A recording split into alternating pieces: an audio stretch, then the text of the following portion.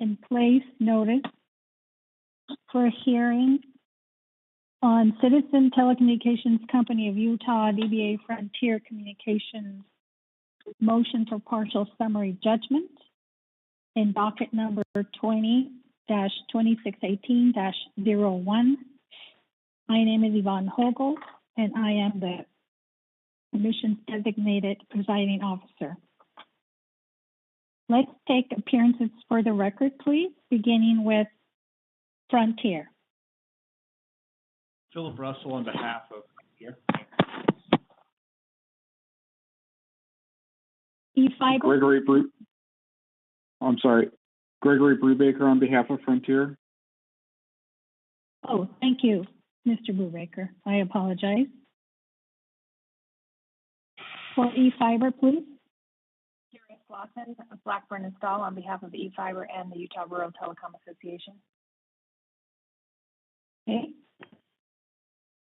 Is anybody else on with E-Fiber? With E-Fiber.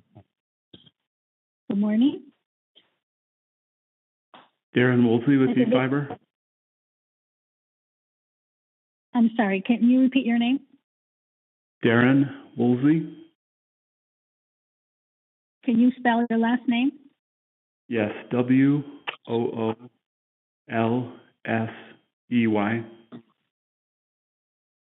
Okay, let me just pause there for a second and make sure that the court reporter doesn't need any of your names to be spelled. I am good, thank you. Okay. Anybody else with E-Fiber?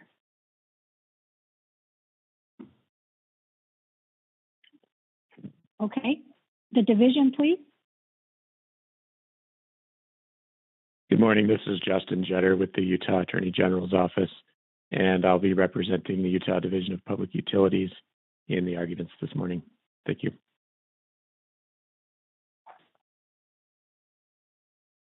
With the Office of Consumer Services? Yes, this is Robert Moore of the Attorney General's Office. I'll be representing the Office of Consumer Services in oral arguments. Thank you. Thank you. And Elise Lawson with IRTA is what I heard earlier. Is that correct? It's Kira Slauson with URTA, and then we also have Douglas Meredith on the line. With URTA? With URTA, yes. Okay. Thank you.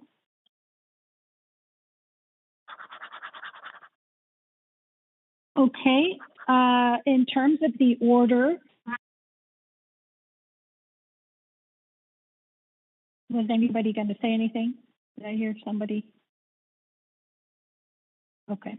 So in terms I'll of the... say something. Okay, go ahead, Mr. Moore. I think, and I had a discussion with Mr. Russell about this, but I might have been unclear. So if he doesn't understand, if he disagrees with me, he should say something.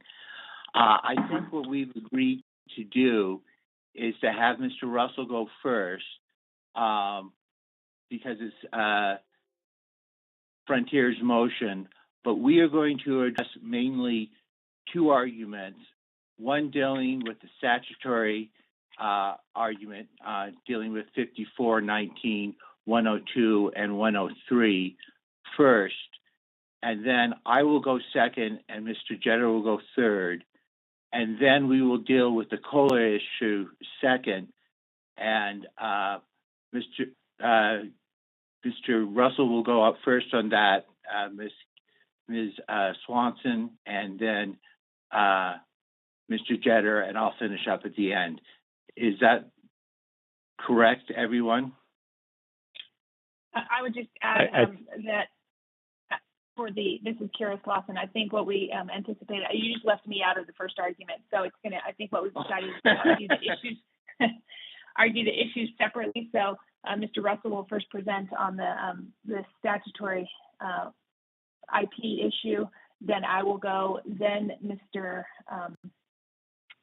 Moore will go, then Mr. Jetter, and then Frontier will go present the argument on the carrier of last resort issue. Then I will present our argument on that issue, then Mr. Jetter, then Mr. Moore. Is that what everybody's understanding is? My This apologies. is Justin Jetter. That was my understanding.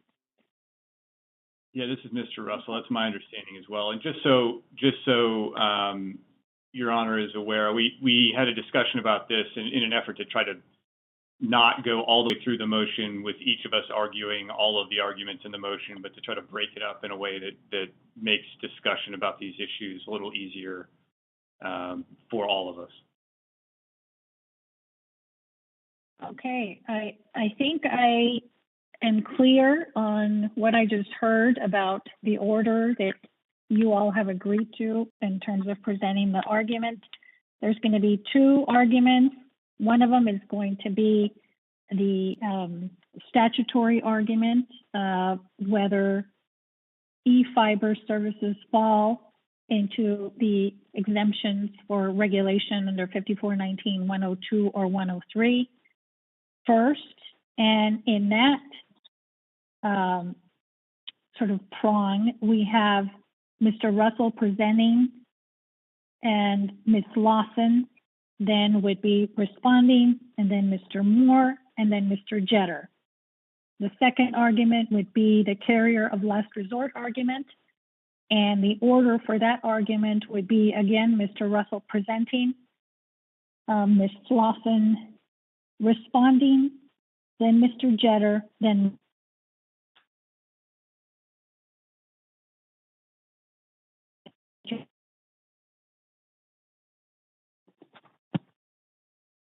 is that correct? Sorry, the commission cut out for me. I couldn't hear the last part after you said Mr. Jetter. The commission cut out for me as well. This is Robert Moore. Okay. So did you hear my first, the order for the first argument? Russell, Yeah, Lawson, Moore, Jetter, okay. Yes. And then the carrier of last resort, Russell, Lawson, Jetter, Moore. Yes. Okay, perfect. I apologize for that. I hope that was the only time that happened. Can you guys hear me? Yes. Yes. And this is Okay. Mr. Russell. Because it is Frontier's motion, I anticipate that Frontier will have on each of those topics an opportunity to respond briefly to the arguments made by the parties opposing the motion. Yes, and that's exactly right. I was just going to go there. In terms of the order, we've already established that. Then the parties will respond in the order that I stated and you all agree to, and then we will give it back to Mr. Russell to reply to what the parties responded to, if everybody is okay with that. That's sort of typically how this goes. So I'm Sure. assuming you all are, okay? Okay, well, Mr. Russell, if you would please go ahead and present your first argument.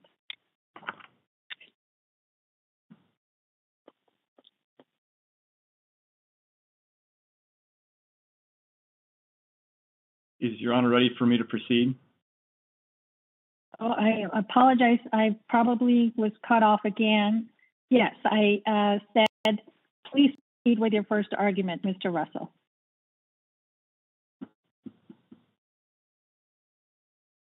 Is anybody else there? I'm Can here. you hear me? We're here, and I can hear the ALJ, but it appears that Mr. Russell Hello? can't hear. Mr. Russell, can you hear me?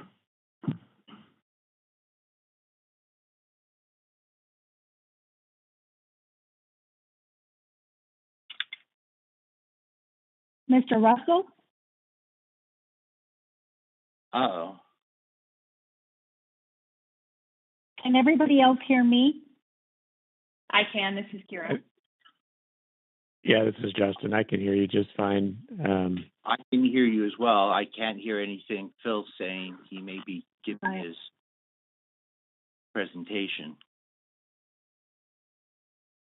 Mr. Russell, would you mind calling back in? Can the court reporter hear me? I can hear you, yes. Okay, maybe this is a good time to sort of pause and see if he comes back on.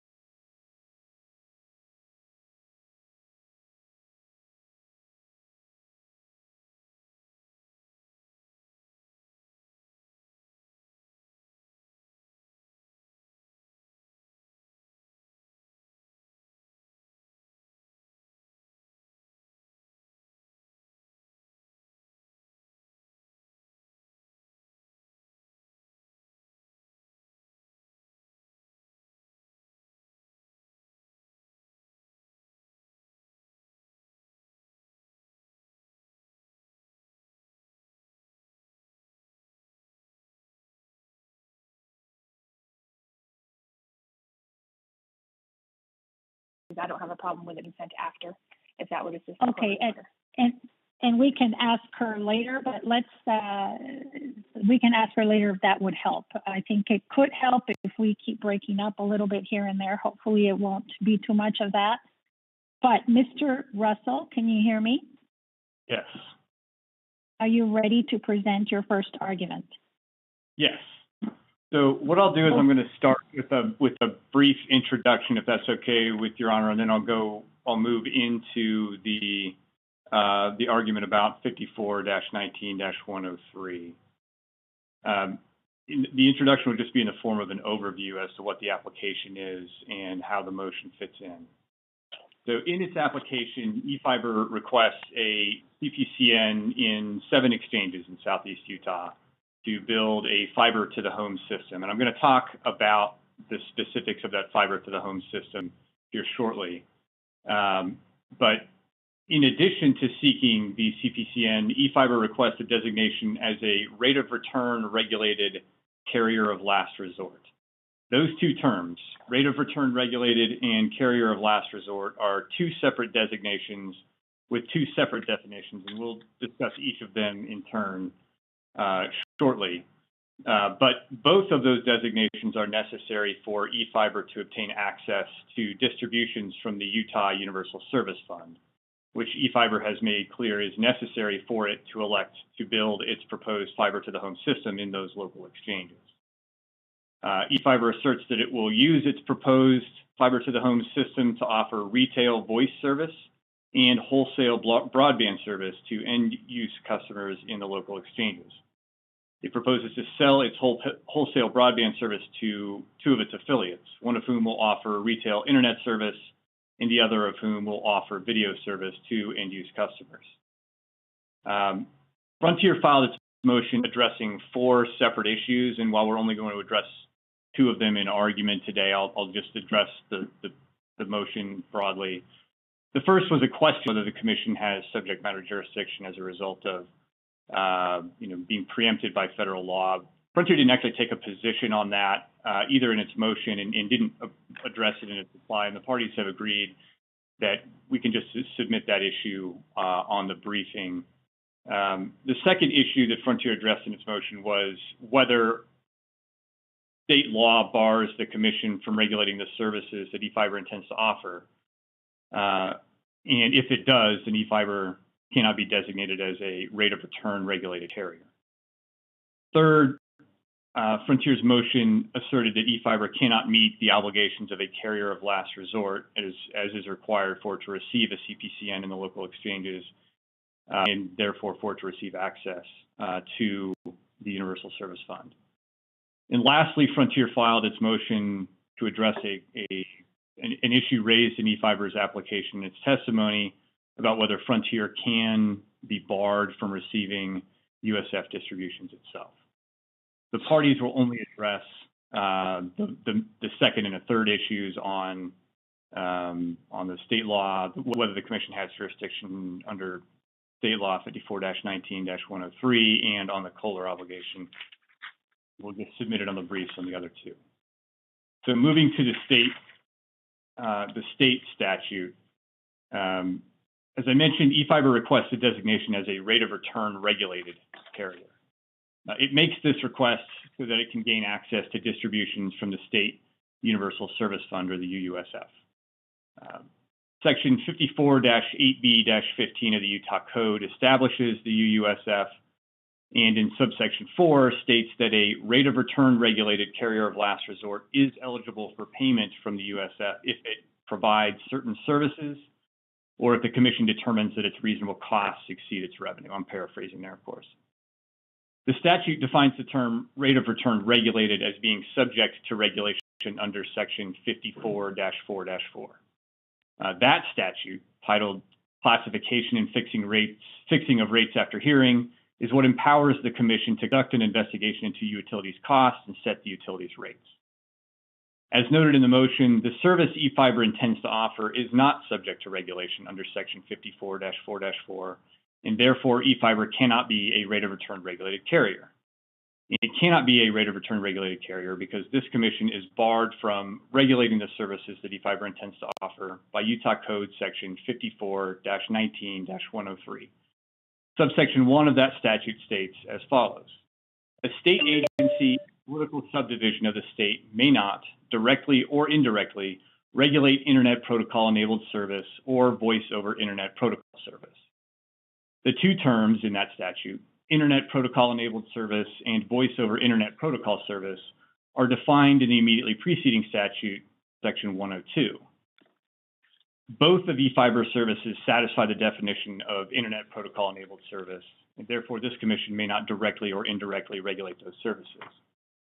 Internet Protocol-enabled service is defined in Section 102 as any service, functionality, or application that uses Internet Protocol or a successor protocol that enables an end user to send or receive voice, data, or video communications.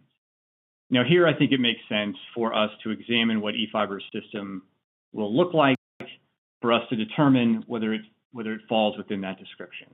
And I think the easiest way for us to do that is to look at a diagram that eFiber provided in response to DPU's data request 1.7, which I've included as Exhibit 5 to our reply brief. And I'll give everybody a moment to go retrieve that.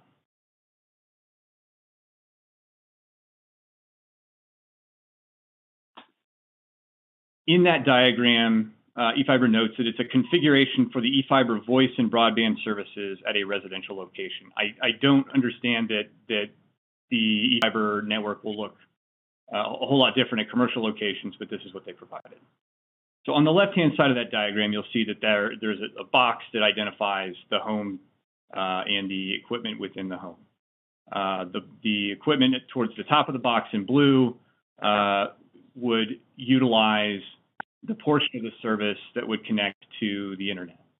The telephone or the analog phone that's identified there at the bottom is just a regular old phone that would plug into a typical phone port.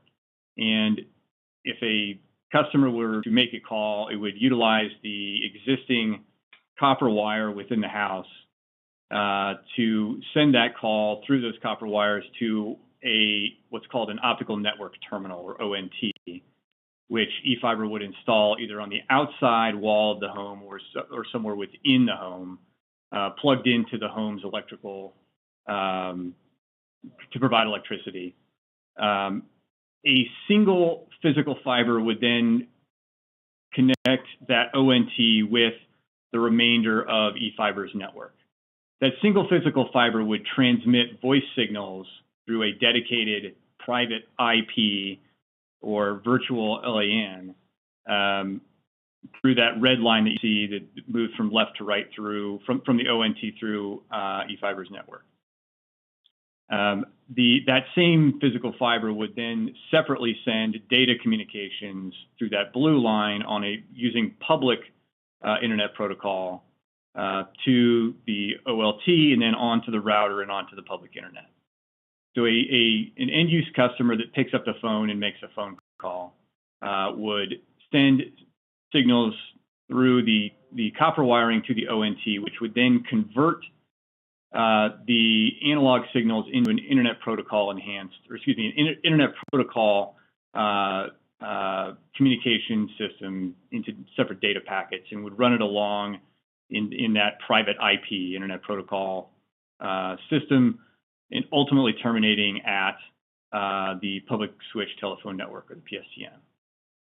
Conversely, a customer in that home who turns on their computer and seeks to access the internet will be able to send or receive data communications using the blue line, which uses Ethernet cable within the home that connects to the ONT, which then converts signals or utilizes IP to send internet protocol signals all the way through eFiber's network to the public internet. Both of those systems, both the voice and the broadband internet connections, utilize internet protocol throughout eFiber's system. Looking back at the definition of internet protocol enabled service, any service, functionality, or application that uses internet protocol or a successor protocol that enables an end user to send or receive voice, data, or video communications. It's undisputed that an end user in this system would be able to send or receive voice communications through this system that uses internet protocol to enable that voice call. It's also undisputed that eFiber intends to sell its wholesale broadband service to two of its affiliates, one of which will provide internet service at retail to end users, another of which will sell a retail video service to end users. Those end users, as I mentioned, would be able to access the internet in their home, send or receive data or video communications through this system using the IP or internet protocol system. So again, both systems, the voice and the internet, the broadband internet, would enable an end user to send or receive voice, data, or video communications using internet protocol. We think this clearly shows that the services that eFiber intends to offer are protocol-enabled services that this commission is barred by state law from regulating. And as such, the eFiber would not be subject to regulation under Section 54-4-4 and therefore cannot be a rate of return regulated carrier. We've also addressed in our, particularly in our reply brief, the issue of whether eFiber's proposed voice system also qualifies as a voice over internet protocol service under the definition in Section 102. But to be clear, we don't need to show that the voice system is, falls within each of the subparagraphs or the meets each of the elements of the definition of voice over internet protocol. We only need to show that the services that they intend to offer are IP-enabled services, and they are. But just for the sake of completeness, we believe that the voice system also meets the definition of voice over internet protocol service. I don't think it's in voice over internet protocol service. You can that definition is identified at 54-19-102 sub 2, and it's any service that A, enables real-time two-way voice communication originating from or terminating at the user's location in internet protocol or a successor protocol. B, uses a broadband connection from the user's location, and C, permits a user to receive a telephone call that originates on the public switched telephone network, and to terminate a call to the PSTN. And I'll start with that last subparagraph first, because I don't think there's any dispute but that it does exactly that. eFiber's proposed voice service would permit a user to receive a telephone call that originates on the PSTN and to terminate a call to the PSTN. I think that's conceded. So let's focus on subsection A.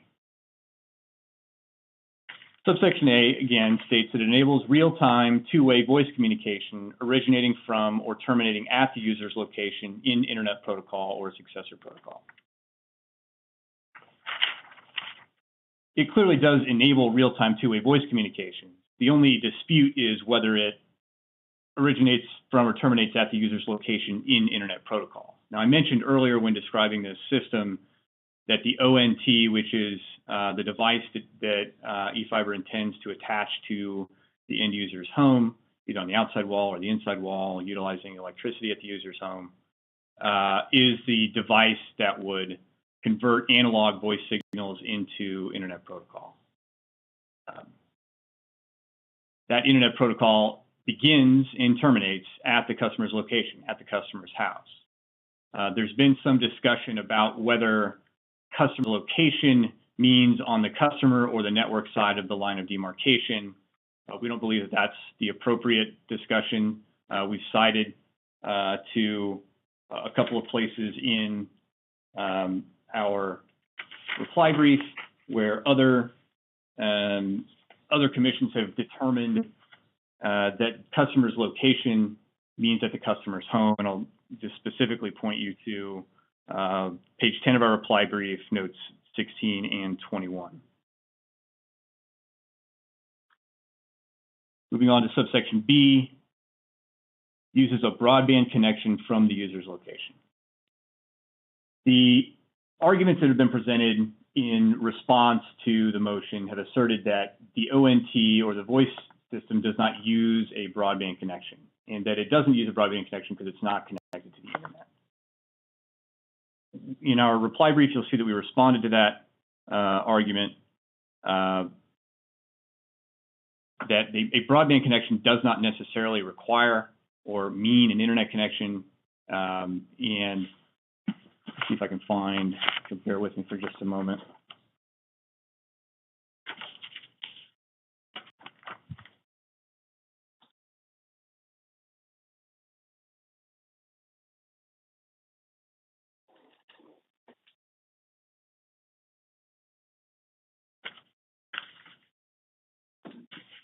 My apologies. So yeah, eFiber's network uses a broadband connection from the customer's home or the user's location to send and receive communications.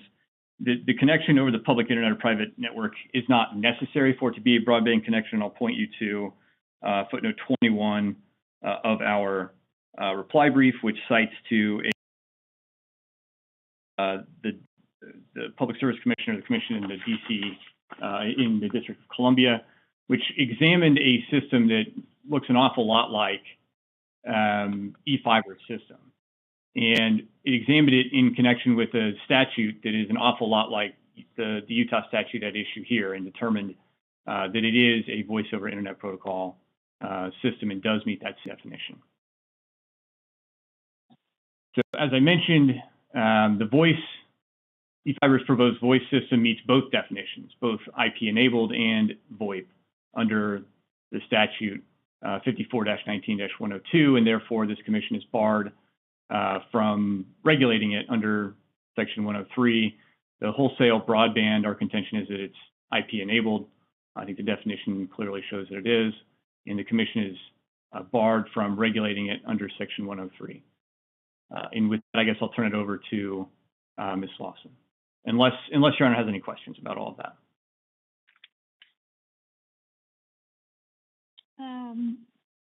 I do, but I will wait to ask questions when I hear everybody, after I hear everybody, all the parties. Go ahead, Ms. Lawson. Thank you. So as a preliminary matter, I just wanted to clear up a couple of things that Mr. Russell identified in his argument. The first thing that absolutely needs to be cleared up is any misconception that the only telecommunication services, the only services that eFiber is going to provide are voice and wholesale broadband internet access service. That's not at all supported by the record. The declaration of Brock Johansson, the application itself, the answers to numerous data requests by the Division of Public Utilities, the Office of Consumer Services, and even Frontier that the applicants have proposed or have propounded clearly indicate that eFiber is going to provide all of the public telecommunication services that are contained in the Emory Telecom tariff. eFiber anticipates that once the CPCN is granted, they will draft a tariff. It will be nearly identical to the Emory Telecom tariff, the Emory Telecom tariff pursuant to which Emory Telecom has been providing regulated phone service for years and years. The services that will be provided by eFiber will include all of those services. So any statement that the only two services that we're going to provide are voice service and wholesale broadband internet access service is not supported by the record. The second issue that I wanted to clear up before I go into the bones of our response here is that the diagram that Mr. Russell discussed This is a diagram entitled E-Fiber Network Services over Fiber. I just need to point out two things in case it wasn't clear from Mr. Russell's argument. The blue line in that diagram, the data VLAN public IP line, that is only active if the subscriber takes a broadband service, has a broadband, takes a broadband service or a broadband connection. And the red line is available if they take voice only service. So in other words, if the customer is subscribing to a voice only service, which is what we're discussing in this particular instance, the blue line that port is not activated. There is no access to the internet for the voice service customer. Okay, so having cleared those things up, hopefully, the question, as indicated by Mr. Russell, is whether eFiber's service can be regulated as a rate of return carrier of last resort. In other words, is eFiber proposing to provide regulated telephone service? And the answer to that question is yes. The National Exchange Carriers Association, NECA, is the agency that's authorized to interpret FCC rules. They have issued a reporting guideline to all rate of return regulated carriers, which directly addresses this issue. The reporting guideline 8.11, entitled Providing Local Exchange Telephone Service Using Voice over Internet Protocol Technology, was included as an exhibit to Mr. Meredith's testimony, which was filed on September 25th. That exhibit was omitted from the copy of the testimony, which was attached to Frontier's reply memorandum. Nevertheless, in developing this guideline, NECA has reviewed many of the cases that were cited in the motion for summary judgment and the opposing memorandum filed in connection with the motion for summary judgment. Specifically, NECA discusses the AT&T IP in the middle case, which was cited by the applicants and the Office of Consumer Services. The Commission will recall that in the AT&T IP in the middle order, the FCC addressed an interconnected service where the carrier, AT&T in that case, converted traffic into an IP format for transmission over its network fiber backbone. Then they converted the calls back to their original format for delivery to the called parties. In that particular instance, the FCC determined that the service was telecommunication services because the internet protocol technology was only used in the transport of the call. It's telling that Frontier did not address the AT&T case in its reply memorandum, particularly when the technology used by AT&T in that case is exactly the technology that will be used by eFiber. In other words, IP technology from the switch to the customer's premises. NECA also reviewed and discussed the charter case, which was identified in the Frontier's motion for summary judgment and discussed by the parties in their opposing memorandum. This was the charter case, as you'll recall, determined that Charter's interconnected voice service was an information service and so was preempted from state regulation. However, as we've identified in the applicant's memorandum in opposition, the service provided in the charter case is distinguishable from the service provided in the eFiber, proposed to be provided by eFiber, because the service offered by charter required a broadband connection at the user's location. In fact, in the charter case, the customer could not get charter's voice service without a broadband connection. This is not so for eFiber service. After reviewing these cases, NECA, in their reporting guideline 8.11, identifies 3 separate scenarios where voice service may use IP technology. And it's the first scenario that's identified by NECA that's applicable to this case.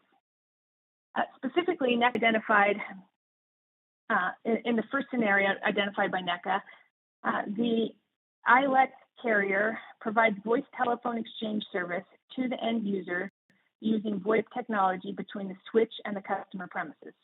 In this scenario, NECA states that except for the use of the VoIP technology in the carrier's network, so it's using VoIP technology within the carrier's network, NECA states there is no other change made in the way the service is offered to the end users. NECA determined that in this particular scenario, there's nothing to preclude a carrier from using IP technology in its provision of basic local exchange service. NECA states that the voice service continues to be considered regulated even though some or all of the service is provided using IP technology in the carrier's network. In that particular scenario, the ILEC bills the end user its local exchange service tariff rate. It bills the end user an interstate split charge, and it assesses originating and terminating access charges, non-local interexchange traffic. NECA states that in this particular scenario, the ILEC is providing POP service and the service continues to be considered regulated. This is precisely the service that eFiber is proposing to provide. And in fact, as will be discussed in rebuttal testimony, NECA has reviewed the eFiber service and has confirmed that it is regulated, it would be regulated POP service. So for federal purposes, eFiber will be a rate of return regulated provider. Without considering the NECA reporting guideline 8.11, Frontier initially argued that eFiber's proposed services were voice over internet protocol services, which the commission was barred from regulating under Utah Code 5419-103. However, in the responsive pleadings, the testimony, the declaration of Brock Johansson, and the applicant's data request responses quickly put an end to this argument. As Mr. Russell identified, under Utah and federal law, voice over internet protocol services are defined to require a broadband connection at the user's location. Mr. Russell indicates that a broadband connection is defined by federal law as a wired line, wireless channel, or satellite service that terminates at an end user location or mobile device and enables the end user to receive information from or send information to the internet at information rates exceeding at least one direction. By this definition, a broadband connection is a connection to the public internet. While Frontier properly cited the commission to the broadband connection in its reply motion, it then stated that the FCC has recognized that a broadband connection may or may not provide the end user with internet access. This statement came from a Form 477 instruction and is related to over-the-top voice, and it misses the point. While a broadband connection may not provide the end user with internet access, the connection must still, by definition, send or receive information to the internet, or else it is not a broadband connection. The voice service provided by eFiber undisputedly does not send or receive information to or from the internet. Additionally, Frontier erroneously states that whether the connection is over the public internet or private IP network is irrelevant. Again, this statement is also inaccurate. By definition, the broadband connection must send or receive information to the internet, and eFiber's dedicated private IP network does not send or receive information to the internet. It's undisputed that the eFiber voice does not use or require a connection to the public internet. Therefore, it's our contention that eFiber's voice service does not require or utilize a broadband connection at the end user's location and is not voice service as defined by state or federal law. Recognizing that its VoIP argument was in jeopardy, in Frontier's reply memorandum, for the first time, they argued that eFiber's voice service is IP-enabled service as defined by Utah Code 5419-1021.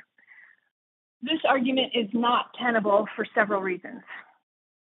First, if this commission were to decide that eFiber's voice service is IP-enabled service and is precluded from regulation, then all regulated voice service that currently uses IP transport between the switch and the customer premise would be automatically transformed into unregulated IP-enabled service. And this is an important point here. If the commission adopts this argument, virtually all regulated telephone service in Utah, with perhaps the exception of Frontier service, would be converted to unregulated IP-enabled service. That just can't be what the legislature had in mind when it adopted that definition. Also, this argument completely ignores the NECA reporting guidelines, which I discussed above, which specifically state that using IP technology to transport a voice service from the switch to the customer premises does not convert the service from regulated to unregulated service. Finally, or additionally, I guess, the interpretation also cannot be reconciled with the FCC's AT&T IP in the middle order. Just like in the AT&T order, eFiber's customers don't order a different service. I mean, the use of IP technology in the middle of the carrier's network doesn't result in any change or any differentiation of the service provided to the customer when TDM transport is used in the carrier network. The customer doesn't order a different service. They don't pay different rates. They don't place and receive calls any differently than they would for a service that uses TDM transport. Like the AT&T customers, eFiber's customers like the AT&T customers, eFiber's customers will receive POT service. That's plain old telephone service, rather than the transforming benefits of an IP-enabled service. In other words, according to the FCC, the AT&T service was not IP-enabled service, and therefore neither is eFiber's voice service. The third point I want to make on the IP-enabled service argument that Frontiers make is that IP-enabled services are inseparable from a connection to the internet. The IP services include video, data, and other media transported over the internet. FCC has identified the basic characteristics of IP-enabled services as including a connection to the internet, IP-compatible CPE, and features that allow the customers to manage personal communications dynamically. And that's from the Vonage Holdings Corporation case, FCC 04267 at paragraph 32. Finally, if you think about this argument that Frontier is trying to get you to adopt, Frontier's suggested interpretation of the IP-enabled services under Utah Code 5419-102 subsection 1 renders subsection 2 of that statute, which is the definition of voice service, to be superfluous or redundant. If IP-enabled services include all services that use any IP technology in any manner, there's no need to have a definition for VoIP. And as this commission is aware, a statute cannot be read to render some words in the statute as altogether redundant or superfluous. That's supported by the United States Supreme Court case of Gustafson versus Alloyd Co., 513 U.S.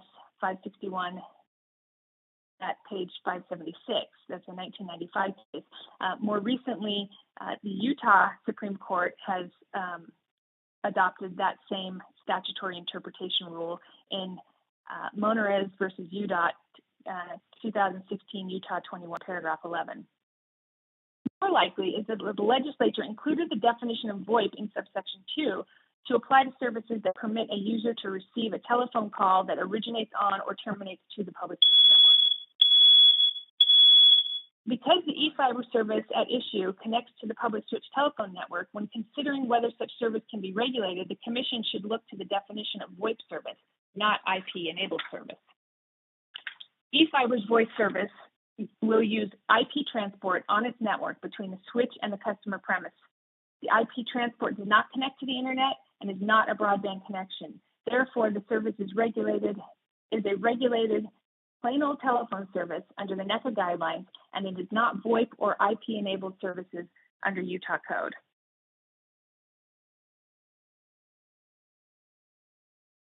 And that's all I've got on that argument, unless the Commission has questions for us.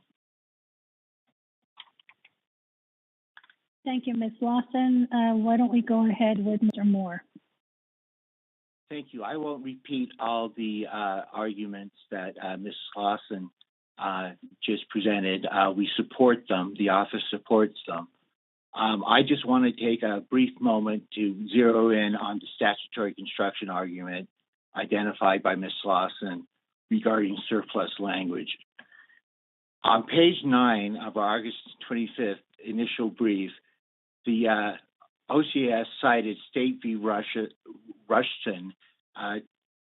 2017 Utah 21, for the proposition that the PSC must read the plain language of the statute as a whole, interpreting this provision in harmony with the statutes of the same character and related characters, avoiding any interpretations which render parts of the words of the statute inoperable or superfluous. That is bedrock statutory construction. It is basically black letter law in Utah. I'm going to state a little bit about the underlying facts in Rushton. It was a criminal case, and it turned on the provision that we are citing, turns on the question of whether a criminal defendant can take advantage of a statute that provides for mandatory joinder of separate offenses under a single criminal episode. The statutory framework in that system was similar to the framework in this system, in that they had a mandatory statutory framework, and then they had a permissive statutory framework. The defendant in the case took the term single criminal episode and gave it a very broad meaning, not unlike Frontier's argument, giving the IP-enabled service a broad meaning. The court rejected that interpretation because it rendered the permissive Georgia statute inoperable. On page 20, on paragraph 21 of that provision, the majority held, we must interpret the mandatory joinder of the statute in harmony with the permissive joinder of the statute. Using a plain language analysis, we determined that Mr. Rushton's interpretation of single criminal objective is overly broad and would render the permissive joinder statute inoperative. This result is contrary to our rules of statutory interpretation. Thus, we reject Mr. Rushton's characterization of a single criminal objective. Justice Lee wrote a concurring opinion. However, he did not disagree with that statement of the law and stated this: all this tells us is that the single criminal objective cannot be defined in the abstract. If it were, the preclusive effect of this section would be all-encompassing. And the majority notes this approach would eviscerate the permissive joinder statute. He goes on to state, if all crimes said to advance a general purpose must be charged jointly because they are part of a single criminal episode, then the joinder would never be permissive.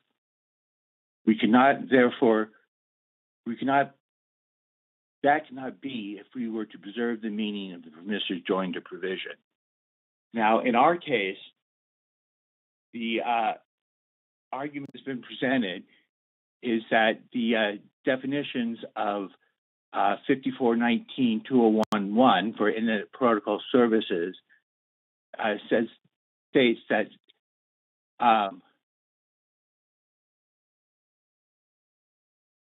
that refers to the use of Internet Protocol or successor protocol that enables the end user to send and receive voice, data, and video communications. That term, use of Internet Protocol, is repeated in Section 2 of a Voice of the Internet Protocol Services. That section states that Section 2A, a voice over Internet Protocol Services means any services that enables real-time two-way communications originating and terminating from the user's location in Internet Protocol or successive protocol. That Internet Protocol or successive protocol, if given the interpretation Frontier alleges, would render the other two sections of Section 2 irrelevant and superfluous because they would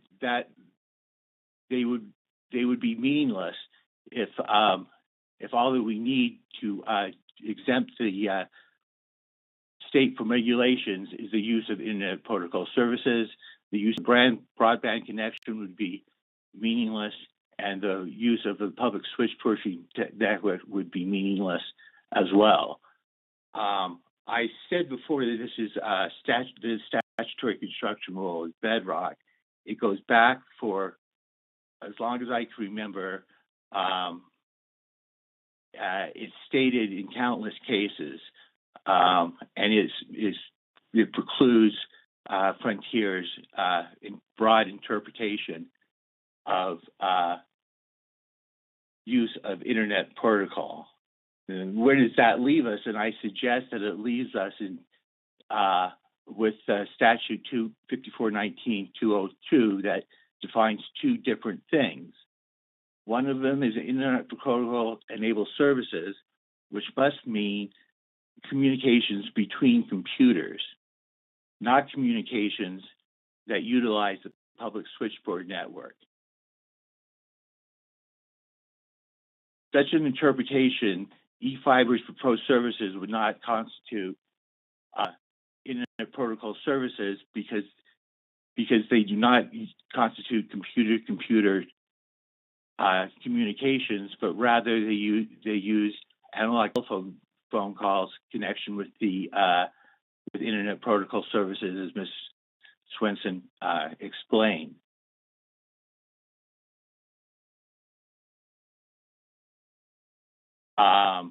Therefore, Section would not bar the Commission from regulating eFiber's proposed services, and Section 2 also wouldn't regulate eFiber's services because they do not provide the satisfy the conditions of 2A, which enables real-time two-way voice communication originating from or terminating at the user's location in Internet Protocol or successive protocol. It's been argued here that this, the contention that element is met in this case is both factually and legally wrong. It's factually wrong because under eFiber's proposed system, the calls do not originate or terminate from an Internet protocol. They originate and terminate from an analog phone. The distinction between that dovetails with the OCS's argument in connection with the charter case, where the Internet Protocol conversion occurred on the home side, on the homeowner's side of the declaration point, as opposed to what is in this case is when the Internet Protocol conversion occurs within the network of eFiber. Because therefore, because the call originates and terminates with an analog phone equipment, it doesn't satisfy the requirements of 2A. In addition, it's been argued that user's locations means a home. That can't be right because under that analysis, that would exclude nomadic VoIP. As the Commission may be aware, we discussed the distinction between nomadic VoIP and fixed VoIP in our memorandum, our supplemental memorandum. And nomadic VoIP is a VoIP that you can use anywhere where there's a broadband connection, and you don't have to be in your home. You can be in the library, for instance. You can be in a Starbucks. Therefore, the notion that it has to be from their home would exclude nomadic VoIP from the definition, and there's no basis in the statute to make that distinction. That argument is, I would say, supported by the exceptions to the regulation or the exemption from regulation under 5419.1031. That's the exceptions that are set out in 5419.1032, which lists several type of issues that the exception from regulation do not apply to, including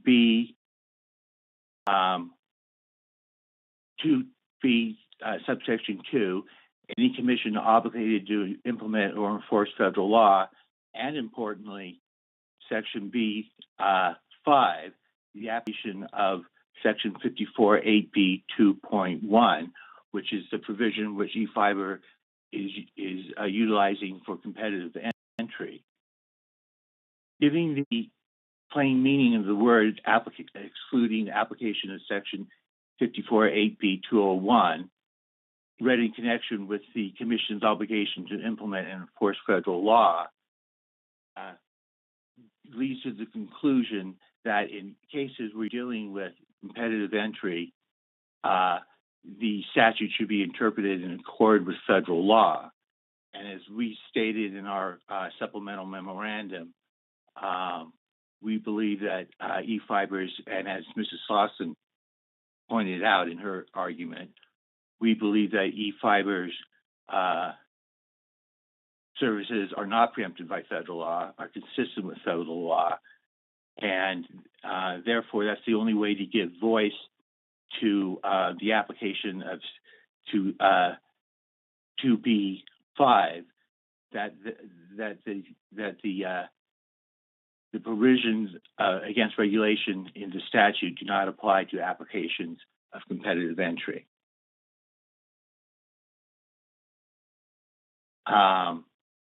That is the OCS's argument on that point. I would again stress how well established the theory that you cannot have one provision in the statute, essentially, as Justice Lee said, eviscerate another section, or as the rest of the Supreme Court said in Rushton, render another section inoperable. Thank you. Thank you, Mr. Moore.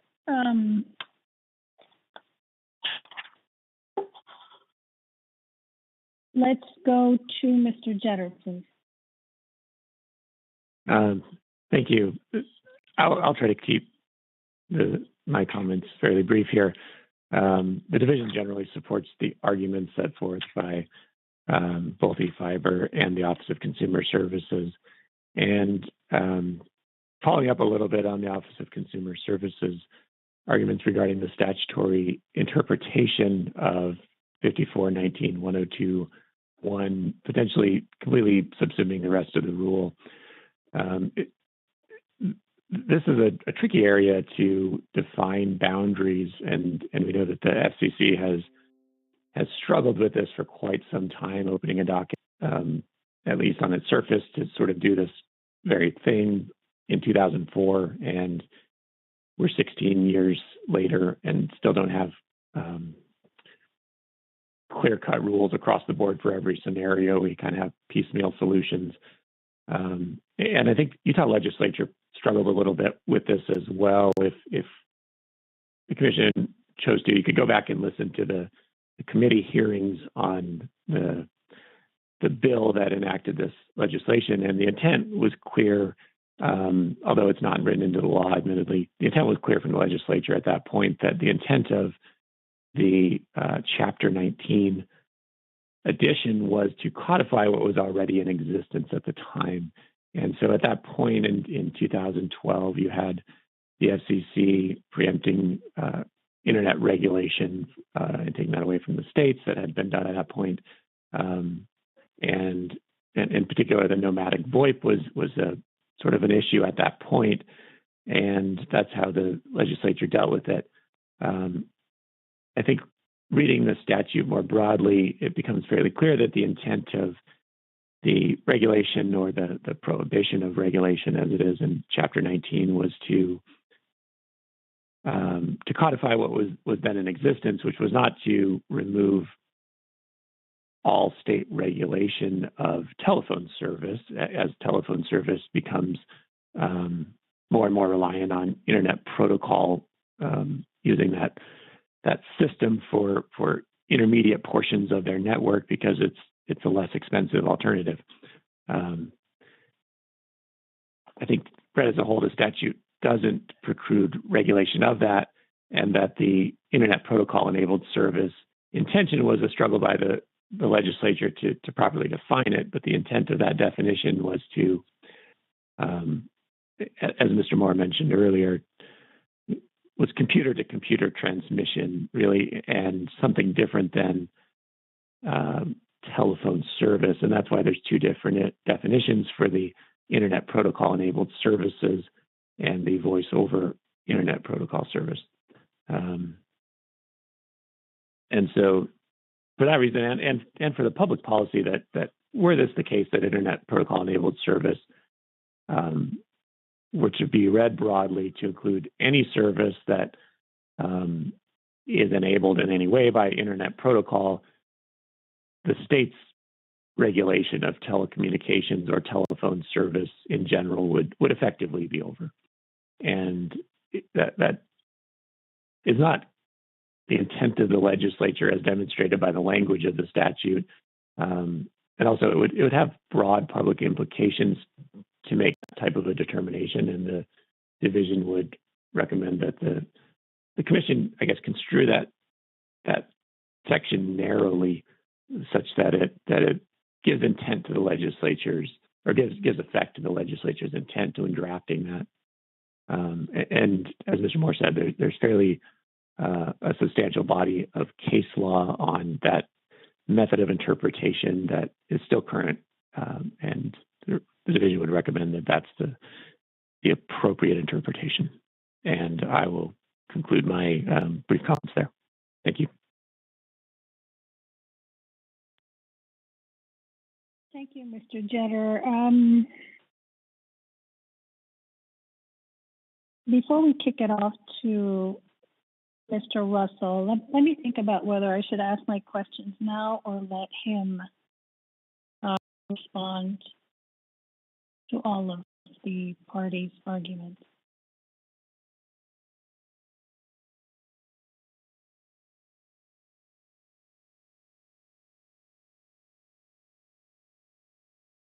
Mr. Russell, please go ahead and reply.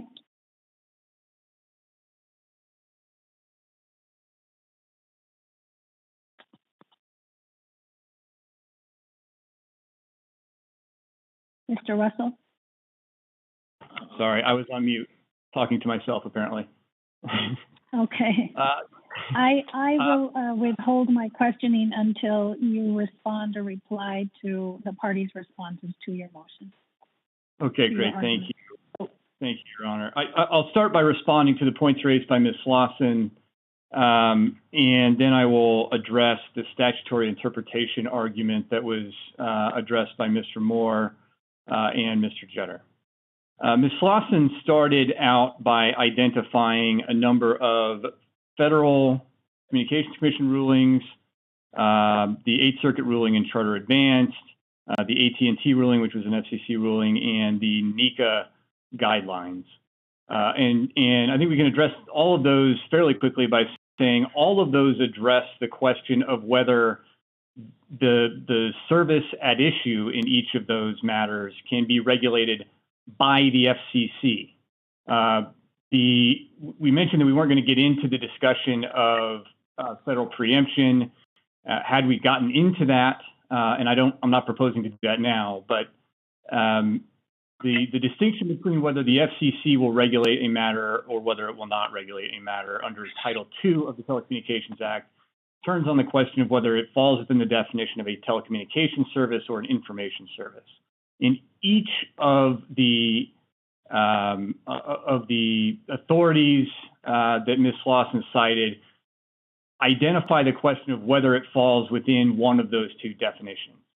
None of that has anything to do with whether the Utah legislature has determined whether this commission can or should regulate a particular type of service. The Utah legislature has passed a law that even if a matter is not preempted by federal regulation, this commission cannot regulate it. So all of the discussion about the federal rulings that Ms. Lawson cited, the NECA guidelines, which aren't really law, but are, identify the discussions about, about what can be regulated by the FCC as either telecommunications or information service. None of that affects whether the Utah legislature has barred this commission under 54-19-103 from regulating the service at issue here. So that's the first one.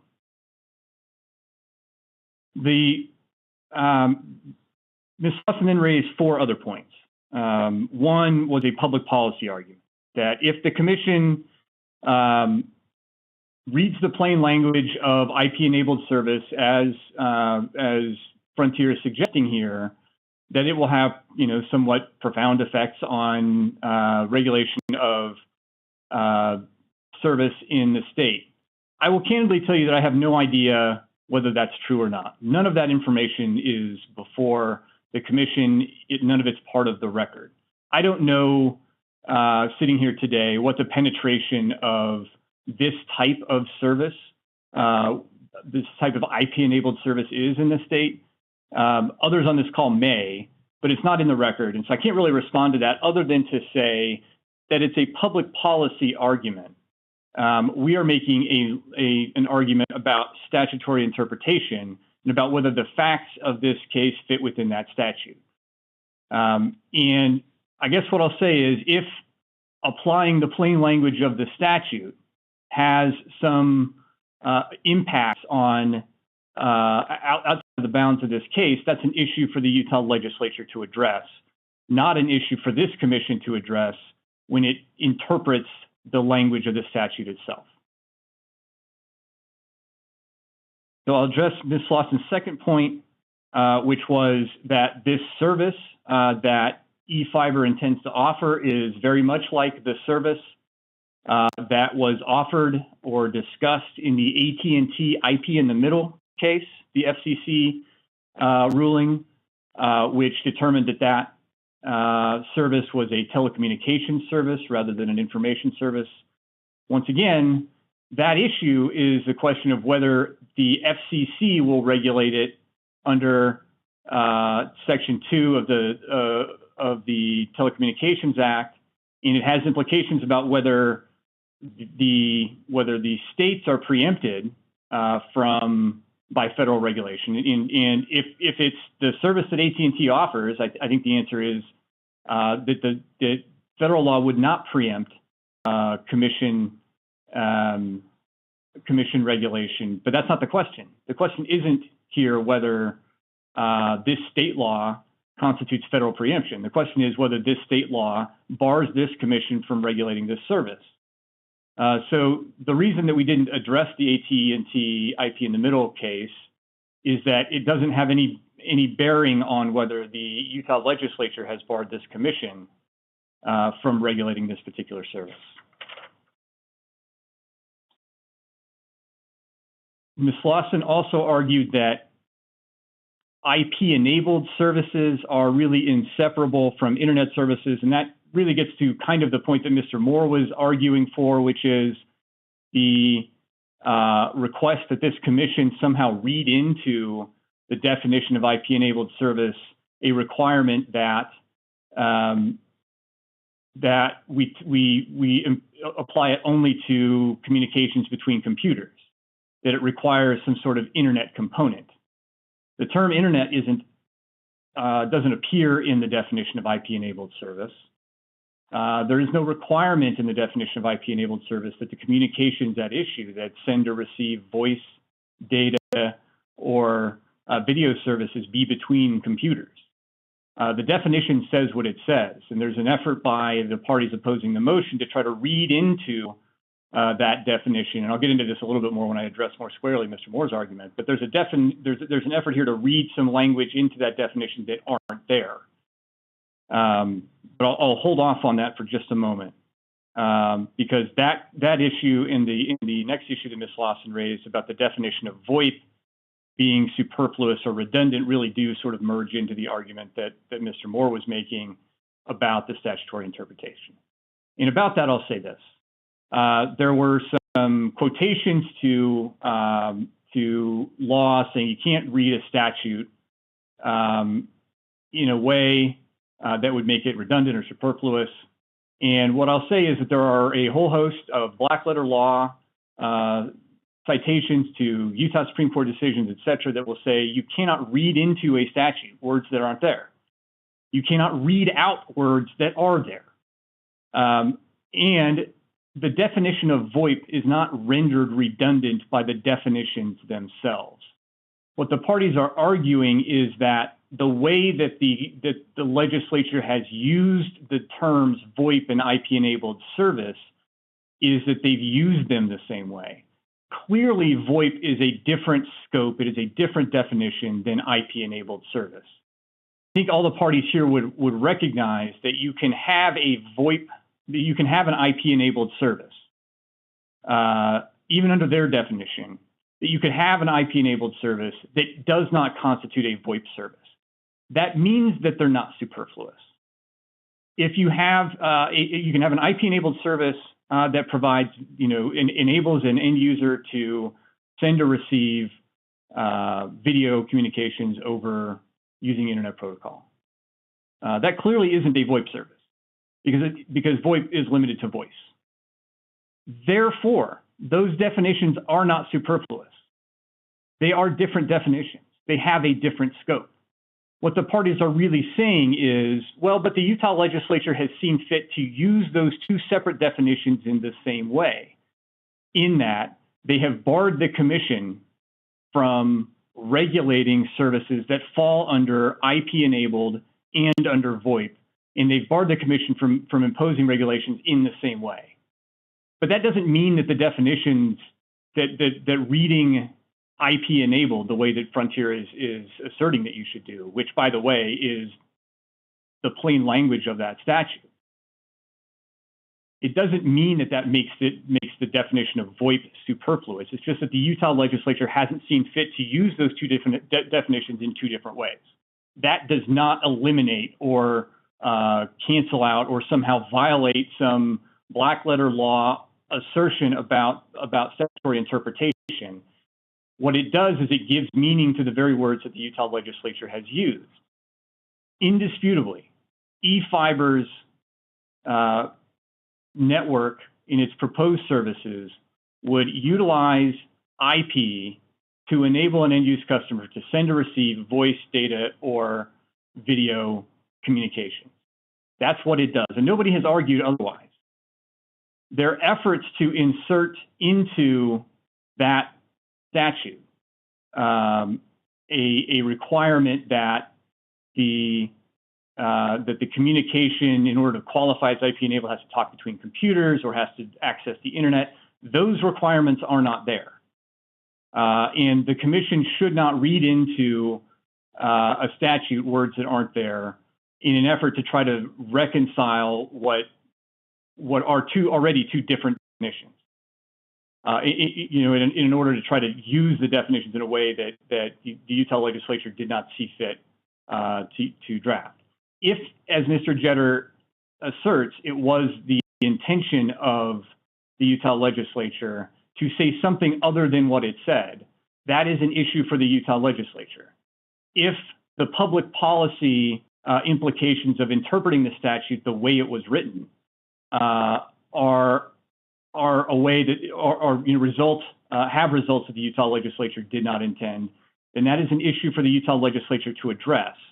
This commission has to utilize the statute that the Utah legislature has passed, and that statute clearly says that a system like eFibers, which it utilizes internet protocol to enable an end user to send or receive voice, data, or video communications, this commission cannot regulate it.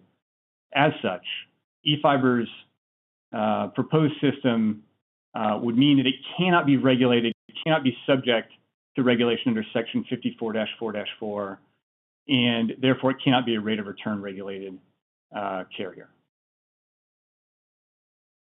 And I think that responds to all the arguments that were raised. But I'm happy to answer any questions if you have them, Your Honor. Thank you, Mr. Russell. You can hear me, correct? Yes. Okay. Let's assume that state law is ambiguous, okay?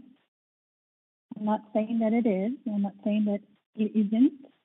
I just want you to assume that state law is ambiguous. So in reading 5419-102-1 and 5419-102-2, it's not clear. Let's assume that.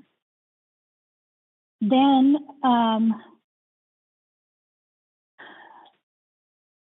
let's also accept the argument that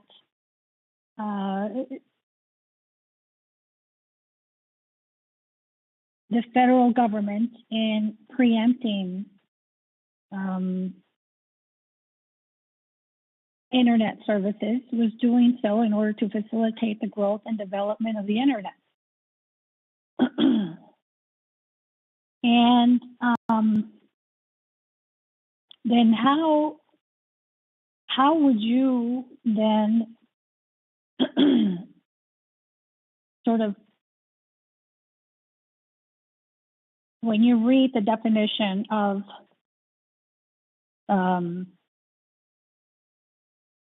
both internet protocol enabled service and voice over internet protocol service under state law, and it's not clear, but there's a federal case law, and I'm talking about the AT&T case, that says that IP in the middle service is telecommunication service, then why shouldn't you look at federal law sort of interpreting the type of service that they say, you know what, we don't want to regulate this service, or, you know, this is not the service that we're talking about that we're preempting. States, you can take this. You can regulate an IP in the middle type of service like AT&T. Why is that not acceptable in a situation where state law is unclear? I think I understand your question, so I'll try to answer, but if I don't, please let me know. If I understand you correctly, you're saying, you know, Mr. Russell, assume that the definition of IP-enabled and/or VoIP in the state statute is ambiguous in some way. Why can't the commission look at the FCC's determination in the AT&T IP in the middle case and make some determination about what state law says? Is that the question that you're asking? Yes, and also accepting the argument that the reason why we have this definition is because the federal agency, or the federal law, has said we don't want the state agencies to regulate internet service. And so the reason why the state law was passed was in order to adhere to this federal preemption. Let's assume that, and let's accept that argument. Yeah, so I don't think that those two things affect each other, and here's why. The AT&T ruling did not turn on whether what AT&T was offering was something that falls within the definition of IP-enabled. What the AT&T ruling turned on was the question of whether what AT&T was offering was a telecommunications service or an information service. Neither of those two terms are in this statute, so it wouldn't be on those grounds in which we'd have to find an ambiguity to look to the federal law. You know, in fact, the FCC has, you know, Mr. Jetter referenced the IP-enabled services line of rulings from the FCC. But I don't know if anybody's cited this in their briefs because it got into the weeds quite a bit. But the FCC, in talking about VoIP and IP-enabled, often refers to VoIP as a subset of IP-enabled. And that's the very definition which the parties here are arguing renders VoIP superfluous. So if we're going to be looking at FCC determinations to try to resolve some sort of ambiguity here, I think we would need to look at that question, because the Utah legislature didn't say in the statute, this commission can regulate telecommunication services, but not information services as determined by the FCC. That's not what it said. It identified IP-enabled service and VoIP as two separate definitions. And you've asked me to assume for purposes of argument that there's some ambiguity here. I guess we'd have to determine what the ambiguity is in order to figure out what part of the FCC regulations or rulings that we're looking for. But nothing in the AT&T ruling would suggest that a telecommunications service cannot be IP-enabled. So I guess what I'm saying is the fact, even if IP-enabled somehow were ambiguous here, you don't get to just throw out the words that are used in that statute. You have to try to resolve that ambiguity, and you don't just get to replace it with concepts about distinction between telecommunications service and information service. You have to try to figure out what the Utah legislature meant when it used those words in the IP-enabled statute, and it didn't use telecommunication service or information service. So I guess my response is that the AT&T ruling isn't going to provide very much guidance here because it doesn't address the words that the Utah legislature used when it adopted the statute to resolve any sort of ambiguity in that statute.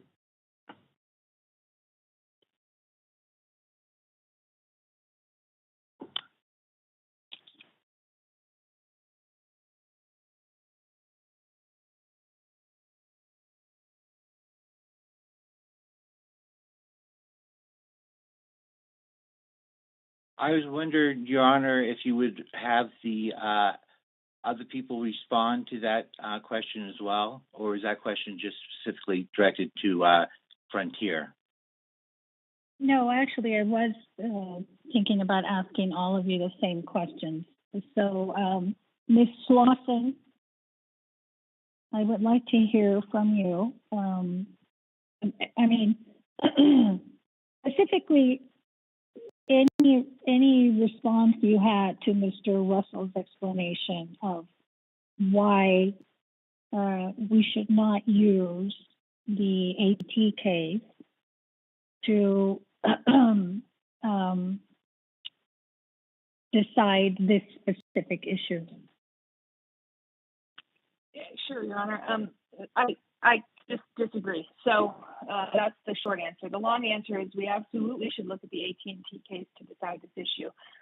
Like you said in the premise of the question, assuming that the FCC has preempted IP-enabled service and voice over Internet protocol service that requires a broadband connection, that's the framework that 5419-103 was adopted under, right? We're going to codify what's already happening at the federal level. At the federal level, FCC says, states, you stay out of IP-enabled computer-to-computer type services, and states, you stay out of regulating voice over Internet protocol service that requires a broadband connection. You don't have to stay all the way out of it, because even in 5419-103 states, that has no effect on taxes, USF, telecom relay service, 911. It has no effect on the competitive entry statute, which is exactly the statute where it has no modification to the competitive entry statute, which is the exact statute we're talking about, that the applications were brought under. It doesn't affect or modify a carrier's obligations under 47 U.S.C. 251 or 252. It doesn't affect or modify the Public Service Commission's obligations under 47 to USC 251, 252. So there's lots of things that you can still regulate, even if it is an IP-enabled or a VoIP, interconnected VoIP service that uses the broadband connection. But at the time, the Utah legislature was trying to codify what was already happening on the federal level. So it's not only instructive, it's critical to look at what the FCC decides that is going to qualify as VoIP service or information service, and what qualifies telecommunication service. And the AT&T case did exactly that. They said, look, okay, AT&T and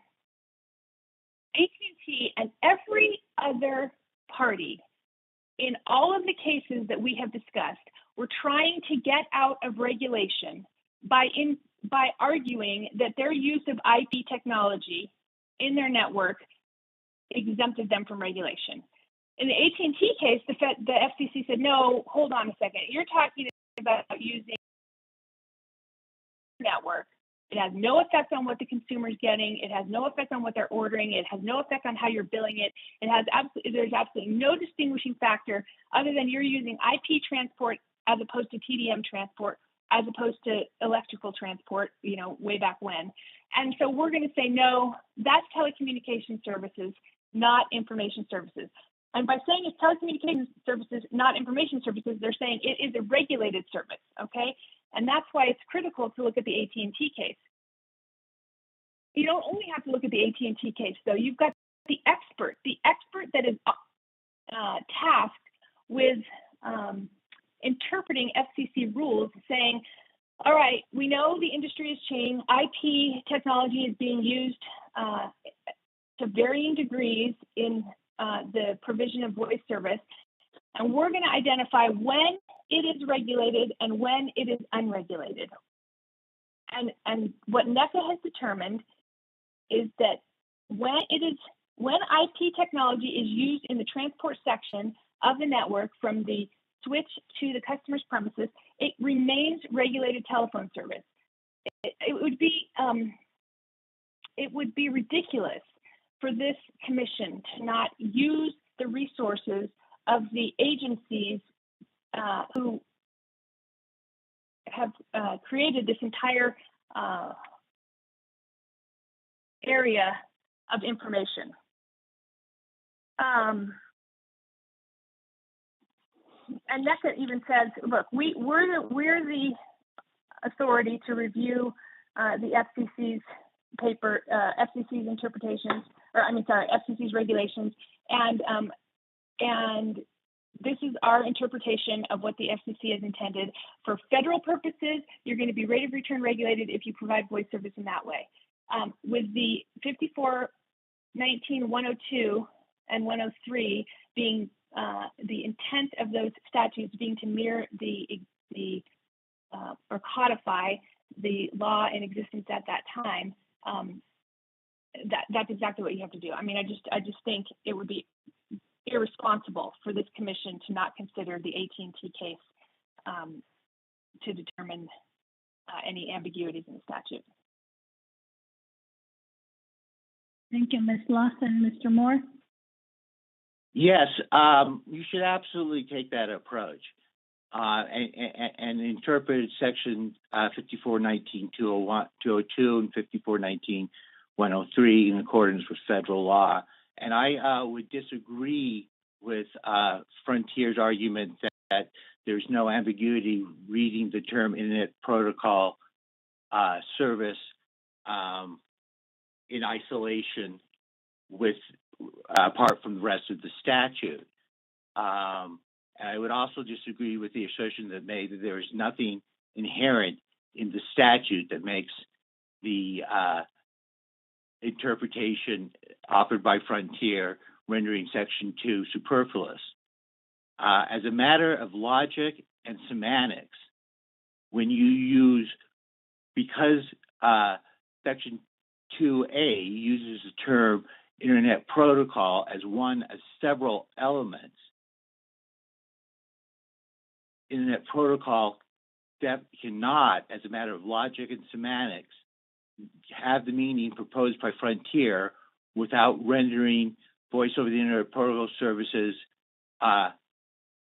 superfluous and meaningless. That is inherent in the statute. If it causes a problem, then the statute is ambiguous. And I wanted to make another statutory construction argument with respect to the claim that there's no ambiguity in the statute. And this is a case that I'm sure Mr. Russell is aware well of, because he and I took it to the Supreme Court. Office of Consumer Services versus Public Relations Commission, 2019 UT 26. In that case, the argument was made that if you took a provision in the general rates case statute and you read it in isolation, as Mr. Russell is reading successor protocol in isolation, that allows the commission to use interim rates in the ABA mechanism. And this is what the court said. The commission acknowledges that this provision is surrounded by subsections referring to the general rate case, not the EBA mechanism. But it also emphasized that subsection A 4A2 itself makes no explicit reference to the general rate case. And on that basis, it is concluded that the plain language of this section authorizes it to establish interim rates in the EBA cost recovery proceeding. The Supreme Court unanimously, Justice Lee again, held this is an erroneous reading of the statute. The interpreted statute, our goal is to give effect to the words enacted by the legislature. We do not, however, read the statutory text in isolation. We must read the context, we must take it in context into consideration surrounding terms and provisions. When section 4A2 is read in context, it becomes obvious that this means that it applies only to a general rate case. So that's the most recent Utah Supreme Court case coming from the commission, standing for the proposition that you cannot take a term out of the context, out of a statute, and say that it is unambiguous viewed in isolation. That's already been rejected less than a year ago today. So to the extent that the interpretation offered by Frontier can be considered plausible, it is ambiguous because it conflicts with Section 2. And therefore, since we have an ambiguity, it makes perfect sense to, from the words of the statute, apply it consistent with federal law, because the statute says that it doesn't exempt the commission's obligations to implement or enforce federal law. So the statute itself refers to federal law. And Internet Protocol Enhanced Services is a term that is found in FCC opinions. And the statute, in the interpretations that we give it, runs in accord with FCC law. And therefore, I think it is ambiguous, and it is appropriate to find, to refer to the FCC in resolving that ambiguity, and that would result in the fact that the type of services offered here are not preempted by the statute. Thank you. Thank you, Mr. Moore. Mr. Jetter? Thank you. I'll keep this brief since I'm kind of at the end of the line here. The short sort of answer to the question here a little bit is that you can't have a VoIP service without Internet Protocol. And so if all Internet Protocol enabled service is outside of the scope of regulation for the commission, there would be no need to put an additional section in that defines voice over Internet Protocol as something else, because it would be subsumed within Internet Protocol services. And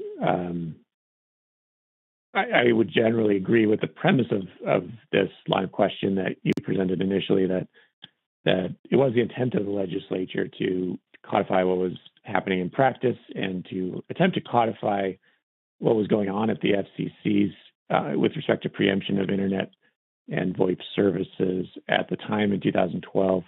And for that reason, it would make sense to follow what the FCC has done. And the further clarification that we've had from the FCC since that point, and use that as potentially not a conclusive answer, but at least as guidance on what the FCC believes is still within the purview of state regulation and what is not. And I believe, as I explained just briefly earlier, there is some ambiguity in the statute. Otherwise, it wouldn't make sense to include two definitions, one that would be entirely subsumed within the other. And once you've found some ambiguity, then it makes a lot of sense to look to the FCC for their guidance on state regulation when that state regulation is intended to be a mirror or a codification of the FCC's regulation to avoid, incidentally, probably to avoid litigation on these issues at the state level. And that's all I have to add. Thank you. Thank you, Mr. Jetter. Mr. Russell, I'll give you one last opportunity to respond to any of the arguments that they made or presented related to the question that I asked you. If you have anything new to say, now would be a good time. Sure, I do actually. The suggestion is being made that because the definition of VoIP is, by its plain language, a subset of the larger definition of IP-enabled, somehow there's an ambiguity here. And the question that you're asking me is, if that does create an ambiguity, should we go look to the AT&T case? I answered I don't think so, because AT&T was not intending to define IP-enabled. But in fact, if you do go look at that ruling, you will find the following statement. This is at the top of paragraph 2. So before you even get into the background of AT&T service, it's in the introduction. And it introduced and said that we recently adopted a notice of proposed rulemaking concerning IP-enabled services, including voice over internet protocol. In that proceeding, we sought comment on, among other things, whether access charges should apply to VoIP or other IP-enabled services. The FCC itself has recognized that VoIP is a subset of IP-enabled services. It's not any wonder that the definitions that the Utah legislature has adopted are somewhat similar to those that are used by the FCC. VoIP is a subset of IP-enabled. That doesn't make the definition of VoIP or IP-enabled ambiguous. And in fact, if you found any ambiguity in those definitions in the Utah statute, and you looked to the FCC's ruling AT&T, that very sentence that I just read to you would resolve it. It's not ambiguous just because it is a subset. It was intended to be a subset because that's how the FCC set it up. I will further direct your attention to paragraph 3 of that ruling, which, let's see, we're 3 sentences in. Let's see, we'll start with the second sentence. When VoIP is used, a voice communication reverses at least a portion of its communications path in an IP packet format using IP technology and IP networks. And here's the critical sentence. VoIP can be provided over the public internet or over private IP networks. The suggestion that IP-enabled requires this commission to read into the definition of the suggestion that this commission has to read into IP-enabled to include some public internet or public internet component is rejected by the very FCC ruling that the parties are pointing you to. The FCC recognized that IP doesn't require public internet. So to the extent that this commission is looking to resolve any sort of ambiguity. I don't think there is an ambiguity, but if you look at you need to go no further than the third paragraph of that AT&T ruling to realize that IP does not mean public internet. It can mean that, but it doesn't have to mean that. It can be over a private IP network. And VoIP is a subset of IP-enabled service. That doesn't render the definition superfluous. As I mentioned earlier, what the parties are reacting to is the way that the Utah legislature has elected to use those two definitions. It is elected to use those two definitions, one which is subsumed within the other, in the same way. That doesn't make them, it doesn't short circuit the statutory analysis here or the statutory interpretation. They are different definitions, and that satisfies the Supreme Court's direction not to interpret one statute in isolation from another. You can interpret IP-enabled, and it's a different definition than voice over internet protocol service, and it's fine that those are two separate definitions. I'm not asking you to look at IP-enabled in isolation. Look at IP-enabled, look at VoIP. But what happens is all VoIP is IP-enabled, not all IP-enabled is VoIP. And that's a perfectly acceptable construction of those two statutes. In Section 103, the Utah legislature has seen fit to bar this commission from regulating either one of them. The legislature, I suppose, could have adopted a law that applies only to VoIP. And then I suppose that would take away the argument that the parties are making that, well, geez, treating two separate definitions in the same way means they're the same thing. They're not. They have different definitions. It's just that the legislature hasn't treated them, has imposed the same bar towards regulation to those two separate definitions. And it doesn't make it ambiguous. But even if it did, you would resolve that ambiguity in the very same way that I'm suggesting that the plain language says, which is it doesn't require access to the public internet for it to be IP enabled, and VoIP is a subset of IP enabled. That's what the FCC says. The Utah legislature, in adopting its prohibition against this commission regulating those two services, did not mirror the definitions or the distinctions between information service and telecommunications service. It could have sought to do so, and it did not. It used the IP-enabled definition that you see there in its plain language, and it barred this commission from regulating it. Any service that is IP-enabled is not subject to Section 54-4-4. It's not subject to rate of return regulation, and therefore it can't be rate of return regulated. And I guess I'll stop with that before I repeat myself. Thank you, Mr. Russell. This question is for, I guess, to start with Mr. Moore, because I believe Mr. Moore is the one who described internet protocol enabled service as, I believe, communication between two computers. And I just wanted to explore a little bit, Mr. Moore, the use of the term voice in that definition, in internet protocol enabled service. What do they mean, or what does voice mean in that definition? Does it include subsection 2 from 5419-102? Is it broader? How do you sort of interpret the legislature's use of voice in the definition of internet protocol enabled service?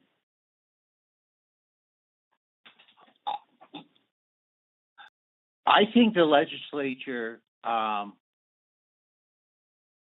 I understand you correctly, I think the legislature is making two different definitions to find two different things. And I think that in determining what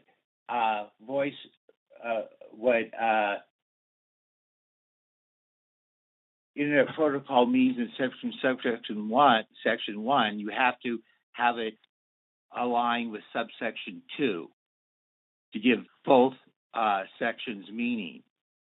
And we know that if that is the case, and I've argued that the Commission is compelled to find that that is the case, one of the distinctions between the VoIP in section 2 and the Internet Protocol in section 1 is that the VoIP has to deal with the public switch telephone network with the Plano television services. So they were considering VoIP to be something that communicates using Internet Protocol with the public television network. Now, when we interpret, therefore, what does Internet Protocol mean in subsection 1, it must be something less than anything that is suggested by Frontier, because they are right that definition, if given that broad interpretation, would subsume subsection 2. Therefore, it must be something less than what they are suggesting. And I think at a minimum, the distinction between phone-to-phone communication and computer-to-computer communication is implicit in the statute and necessary to give both words their meaning. I think it is somewhat ambiguous, and we would argue that at the most it means computer-to-computer technology communication and subject, of course, to the exception, which again include the application of section 54A2B21, which is the provision that eFiber is moving under. So I think it is ambiguous, and I think it means at the very most computer-to-computer technology, because that distinguishes it from computer-to-phone technology in subsection 2. Does that answer your question? Yes. I mean, it tells me how you would distinguish or reconcile voice as it's used in 5419.102.1 and considering 5419.102.2, which is voice over Internet Protocol service. And I actually would like Ms. Lawson to answer that question as well. And if you want, I can pose it again, or if you understood the question, then you can proceed and tell me how you interpret the word voice as written in the definition of Internet Protocol enabled service, and whether you distinguish it in any way, or whether you think it includes voice over Internet Protocol service, or is less than voice over Internet Protocol service, or how you explain the use of voice in Internet Protocol enabled service definition. Sure, happy to. So the voice communication identified or contained in the definition of IP-enabled service, it has to be something other than VoIP, or else the definition, as Mr. Moore has argued, and I have argued, the definition of VoIP in subsection 2 would be pure surplusage. And I think that a good way of thinking about this or looking at this is, as indicated by NECA, basically the FCC has two bookended cases, right? So they bookended this issue with two cases. You've got the Pulver case on one side, which is identified in the NECA reporting guideline 8.11. And we've got the AT&T IP in the middle order on the other end of that bookend. So in the Pulver case, Pulver.com's free world dial-up offering was determined by the commission to be an unregulated information service, largely because the free world dial-up service did not include any transmission service or transmission capability. Rather, the users communicated via their connections using SIP phones or software that enabled their personal computers to function as soft phones. So this is exactly what Mr. Moore is talking about. This is a computer at one end of the spectrum. You've got a computer-to-computer communication, and then you have the VoIP definition. And the VoIP definition is when a voice service connects to the public switch network, and that's the AT&T case. And in the case where the voice service touches the public switch telephone network, the use of IP transport in that call path does not transform a telecommunication service into an information service. In other words, it doesn't transform a regulated service into an unregulated service. And so I think you have to see a distinction in the voice, the definitions of voice between the IP-enabled services definition and the VoIP services definition, because if Mr. Russell stated previously that all VoIP is IP-enabled, but not all IP-enabled is VoIP. You have to have a distinction in the voice service, and I think that distinction is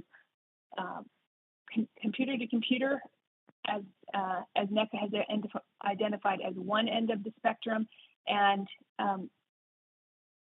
then PSTN voice communications at the other in the AT&T IP in the middle case at the other end of the spectrum. It's interesting to note too that the Pulver was decided before the NPRM, and the AT&T case was public, where they determined that this is service that goes to the public switch telephone network was decided shortly after the NPRM. Does that answer your question? Yes, thank you. Mr. Jetter, if you can address that question or just, this issue for me, I would be grateful, please.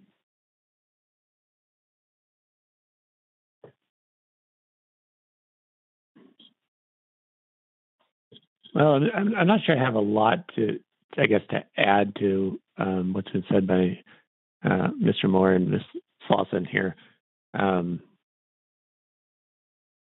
I think the distinguishing factor that I would point to between the two would be the connection to the public switch telephone network.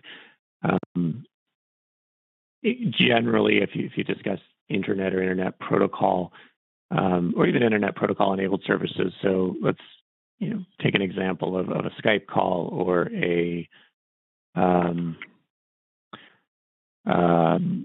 any of there are direct voice communication type networks, whether I think Facebook pushes Messenger in the United States, but WhatsApp is probably globally the most common of the alternatives to the public switch network. Those are the types of services I would categorize under a voice service that's an internet service. And granted, on my cell phone, I can make either one. I can switch over and make a variety of different kinds of voice connections over different types of networks. And if I'm making a VoIP call, if I use, let's say, Vonage or something, that's a little bit different because it dials into a phone number that's part of the public switch network. And at some point in that telephone call, it's going to be reconnected to a public switch network. And then I can call to somebody with a traditional landline type telephone. If I'm making a call on WhatsApp, it's going to be a pure IP connection all the way through to the end users.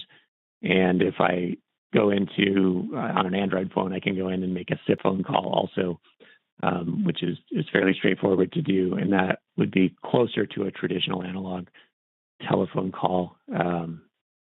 And so I think that the distinction, at least that I would read in between those two definitions, as would be the connection to the public switch network. And while I do recognize I could probably do all three of those same functions from my laptop, I think only the one that would dial into a public switch network would qualify under the VoIP definition, whereas the other services would be voice over just a standard internet protocol enabled voice communication.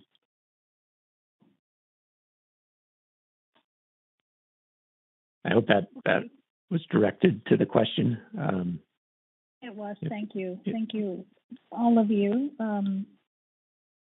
Mr. Russell, do you care to comment on my question at all before we?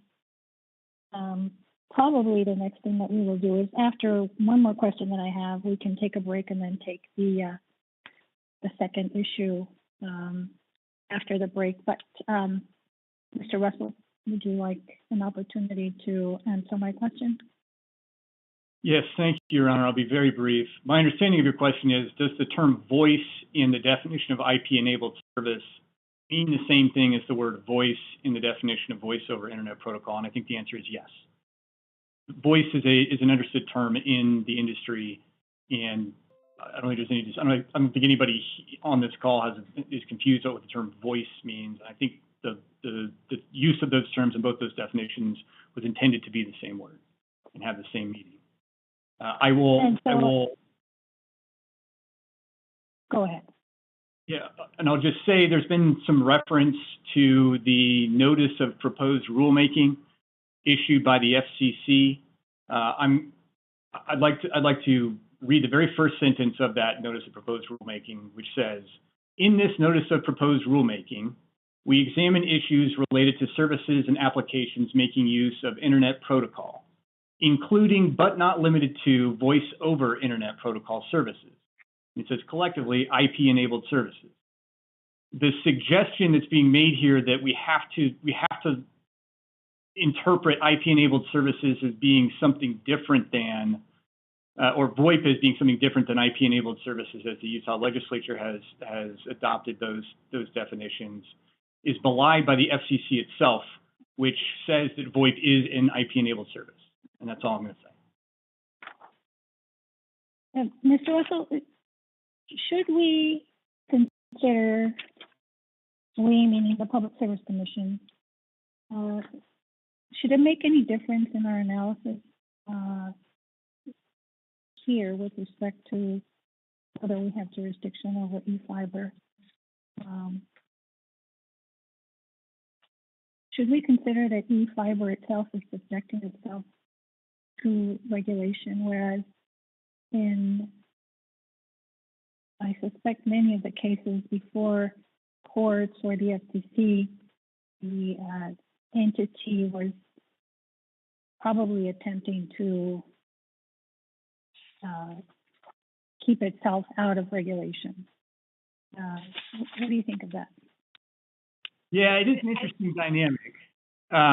And you're right, in most of the instances in which the commission or other commissions have passed on this issue, including the bondage order or the charter advanced, it was the entity who was, the commission was trying to, subject to regulation, was trying to get out of that regulation.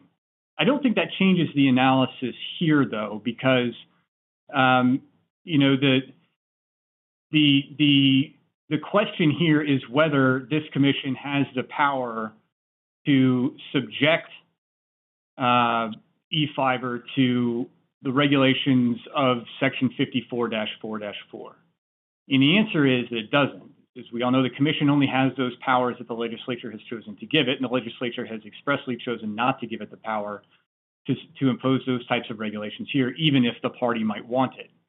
Now, where e-fiber's choice in the matter comes in is whether it, in seeking to offer an unregulated service, is required to or is required to get a CPCN, or if it wants one, whether it can get one. And I'll try to explain that.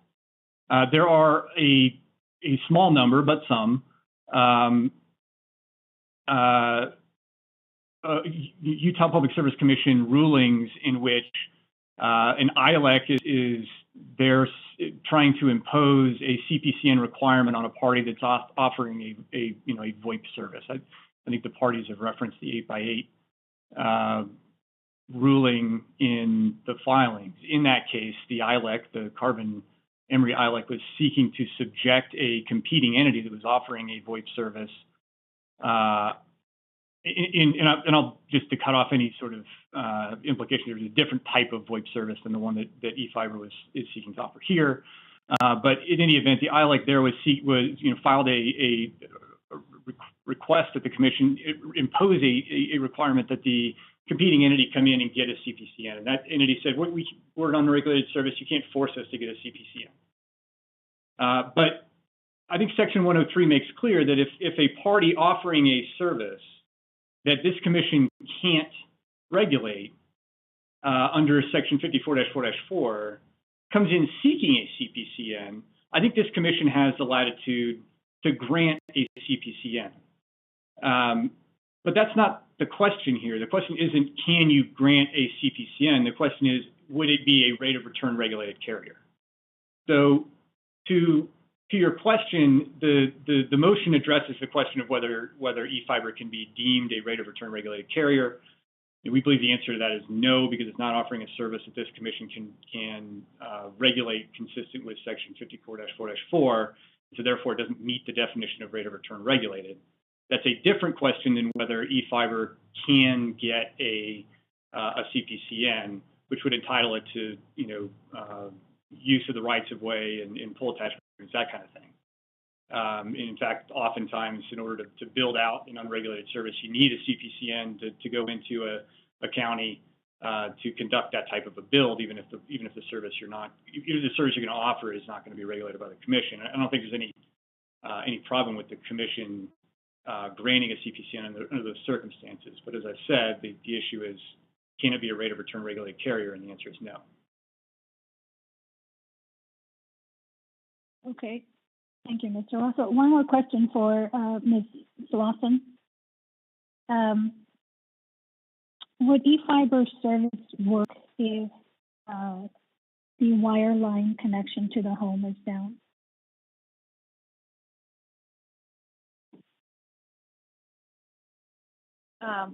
Okay, so would eFiber's voice service work if the wireline connection to the home was down? Yes.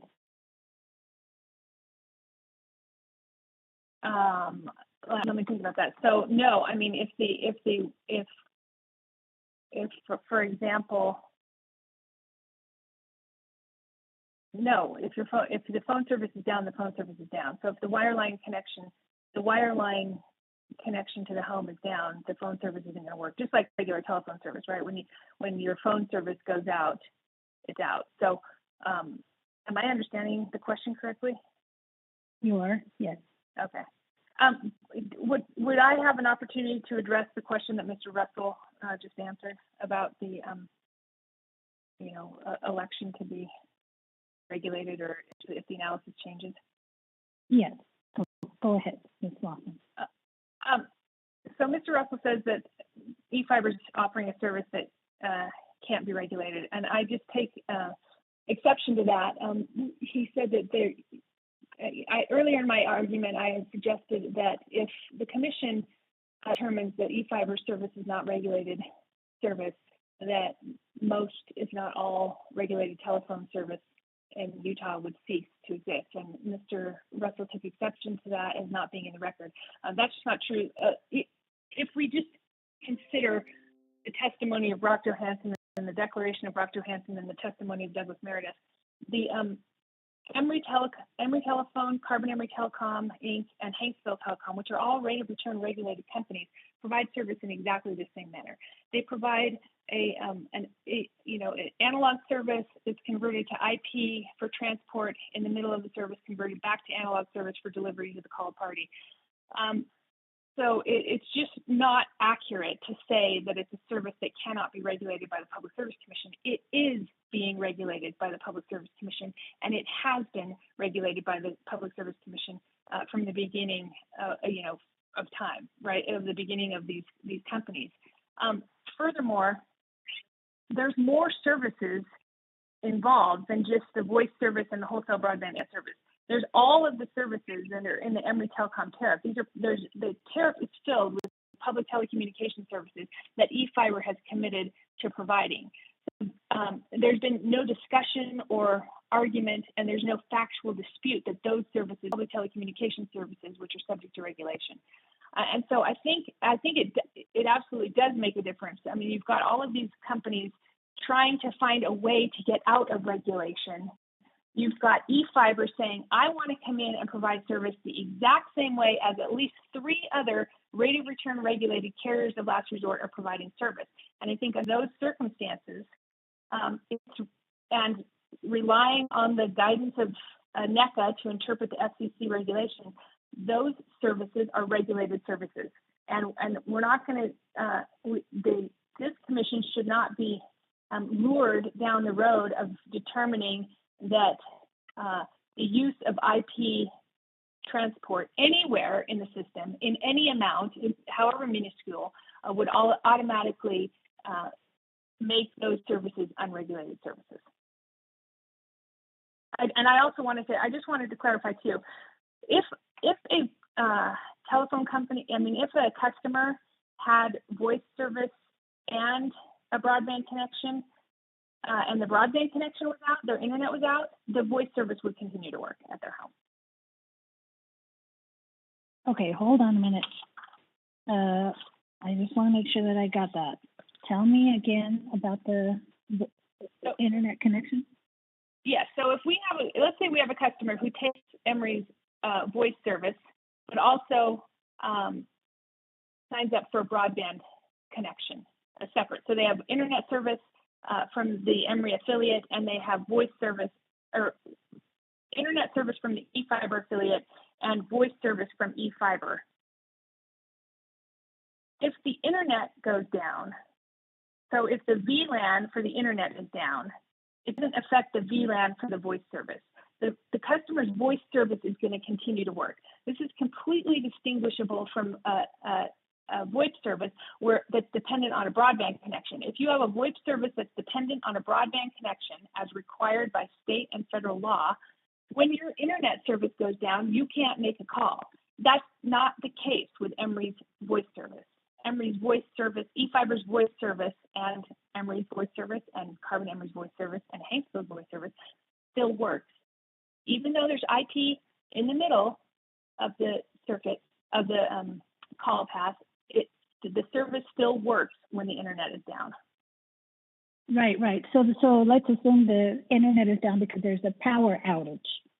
And in that case, what you're telling me is that eFiber's voice service would still work.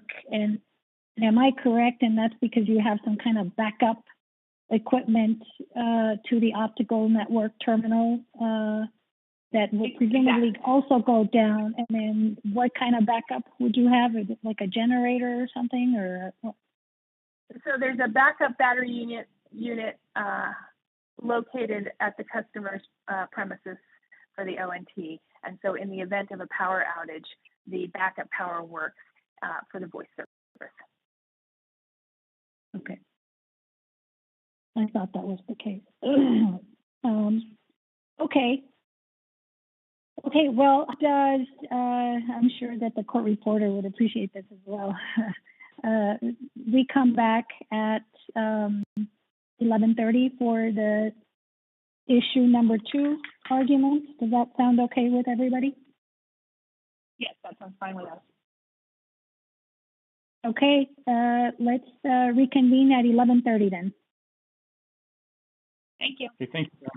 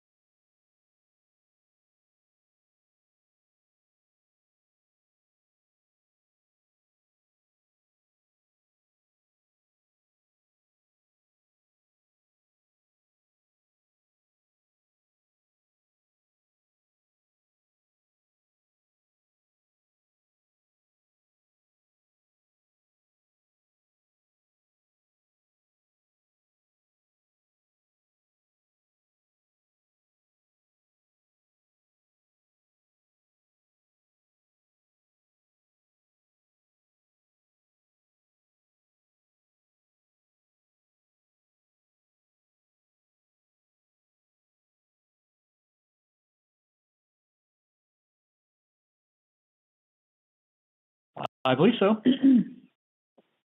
Okay, Mr. Russell, please proceed. Sure. We have discussed eFiber's request to be receive designation as a rate of return regulated carrier. As I mentioned in my opening, eFiber also requests that it be designated a carrier of last resort, and this is necessary for two reasons.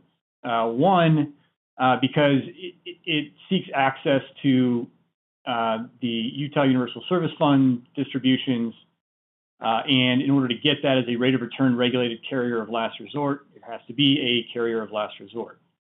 Second, under the statute, they filed their application under 54-8B-2.1.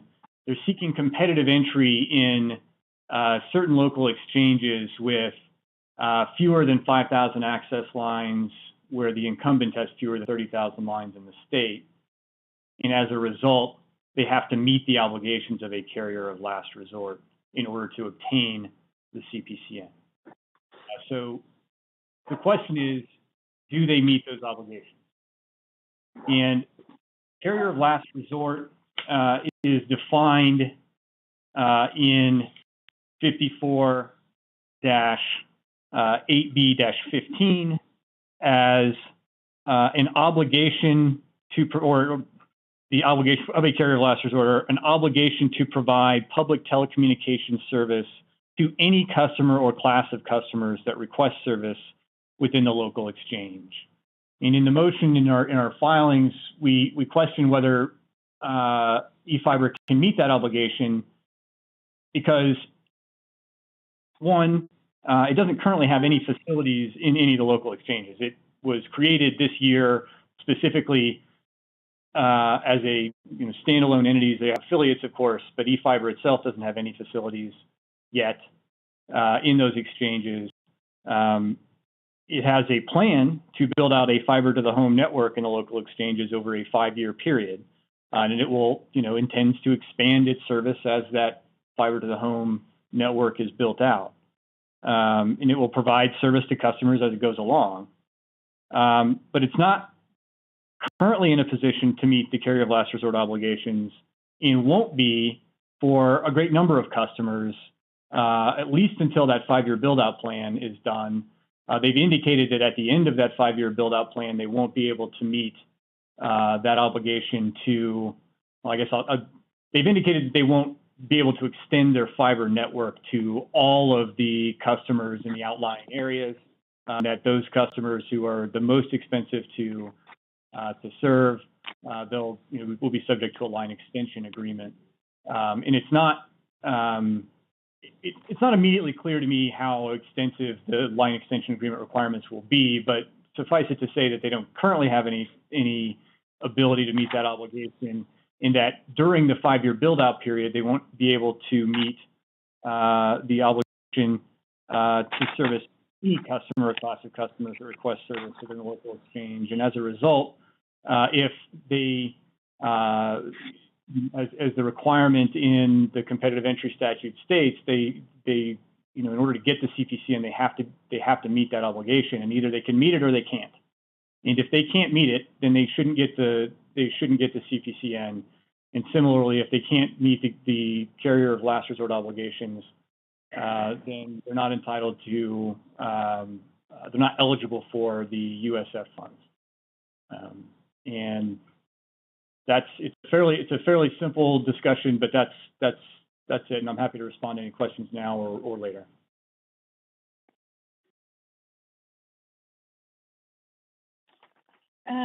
Thank you, Mr. Russell. Why don't we let Ms. Lawson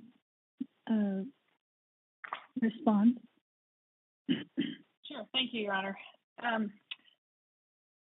So Mr. Russell just set forth their argument. Can eFiber be a carrier of last resort? He says no, we say yes.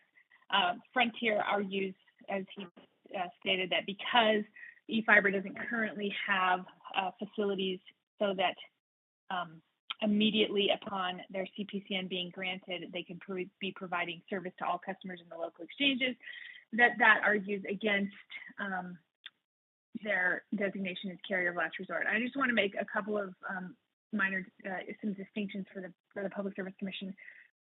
In the local exchanges, in all but one of the local exchanges, they're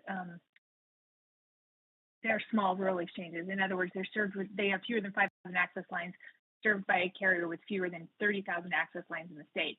And so those exchanges, competitive entry into those exchanges falls under 54.8b 2.1 subsection 4. The competitive entry statute contemplates competitive entry into a small rural exchange if the applicants have the appropriate managerial, technical, and financial resources, and the competitive entry is in the public interest. If the competitive entry is permitted, then the Commission is statutorily required to impose an obligation upon the competitive entrant to provide public telecommunication services to every customer or customers who requests it within the local exchange. So it's automatic. If you're granted competitive entry into a small rural exchange, you are, by definition, a carrier of last resort. There's no statutory requirement in the competitive entry statute that such service must be provided immediately. In fact, it would be completely unreasonable to require a competitive entrant to build out an entire service area to serve all of the customers in the local exchange before they even obtain authorization to serve the area. And so we argue that adopting Frontier's interpretation of the carrier of last resort obligations effectively prohibits competitive entry. There just would be no situation where any competitive entrant would build out the entire area and then, just on the hope and the prayer that they would granted a CPCN to provide service in the area.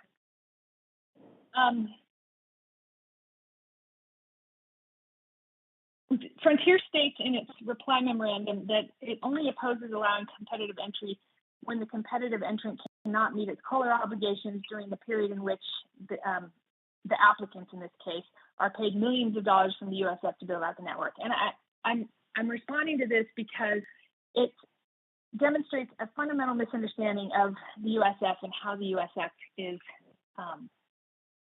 distributed. As we've discussed in Brock Johansson's testimony and data request responses, if the applicants are granted competitive entry into these small rural exchanges, then they begin construction of the network.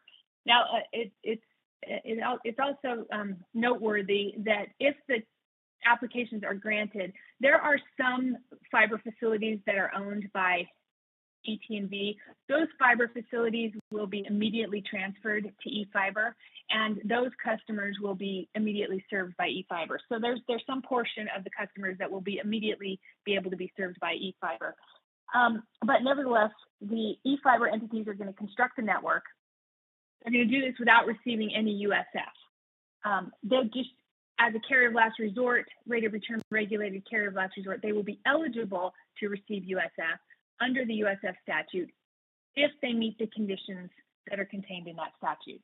And so any USF that applicants might be granted would be received between 13 and 24 months after the costs to build the network are incurred.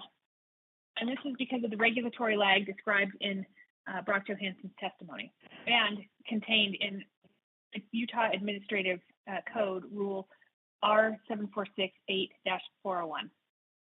So the process for obtaining USF support is that the rate of return regulated carrier of last resort submits an annual report to the Division of Public Utilities and Public Service Commission in April. The Division of Public Utilities reviews the annual report, reviews the reasonable and necessary and prudent expenses of the carrier, identifies the reasonable expenses of the carriers that would be eligible for USF support, makes a recommendation to the Public Service Commission in October.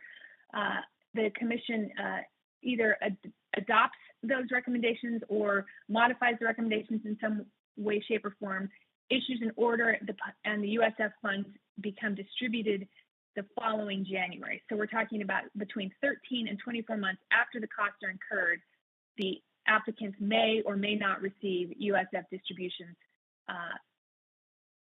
for those expenses. So at the time that the USF, if USF is granted, at the time that the USF support is received, the network facilities that are being reimbursed, for lack of a better word, have already been constructed, and the services are available to customers. So there's not some worry that we're getting USF, this big lump sum of USF up front to build out the network, even when we can't provide a carrier of last resort service. At the time that the USF is distributed, we will be providing service in that area. So I think that the critical distinction here on whether we can be designated as a carrier of last resort, it's not designation as a carrier of last resort, except in the Moab exchange. The other exchange is if competitive entry is granted, we will be a carrier of last resort, and we will have those obligations.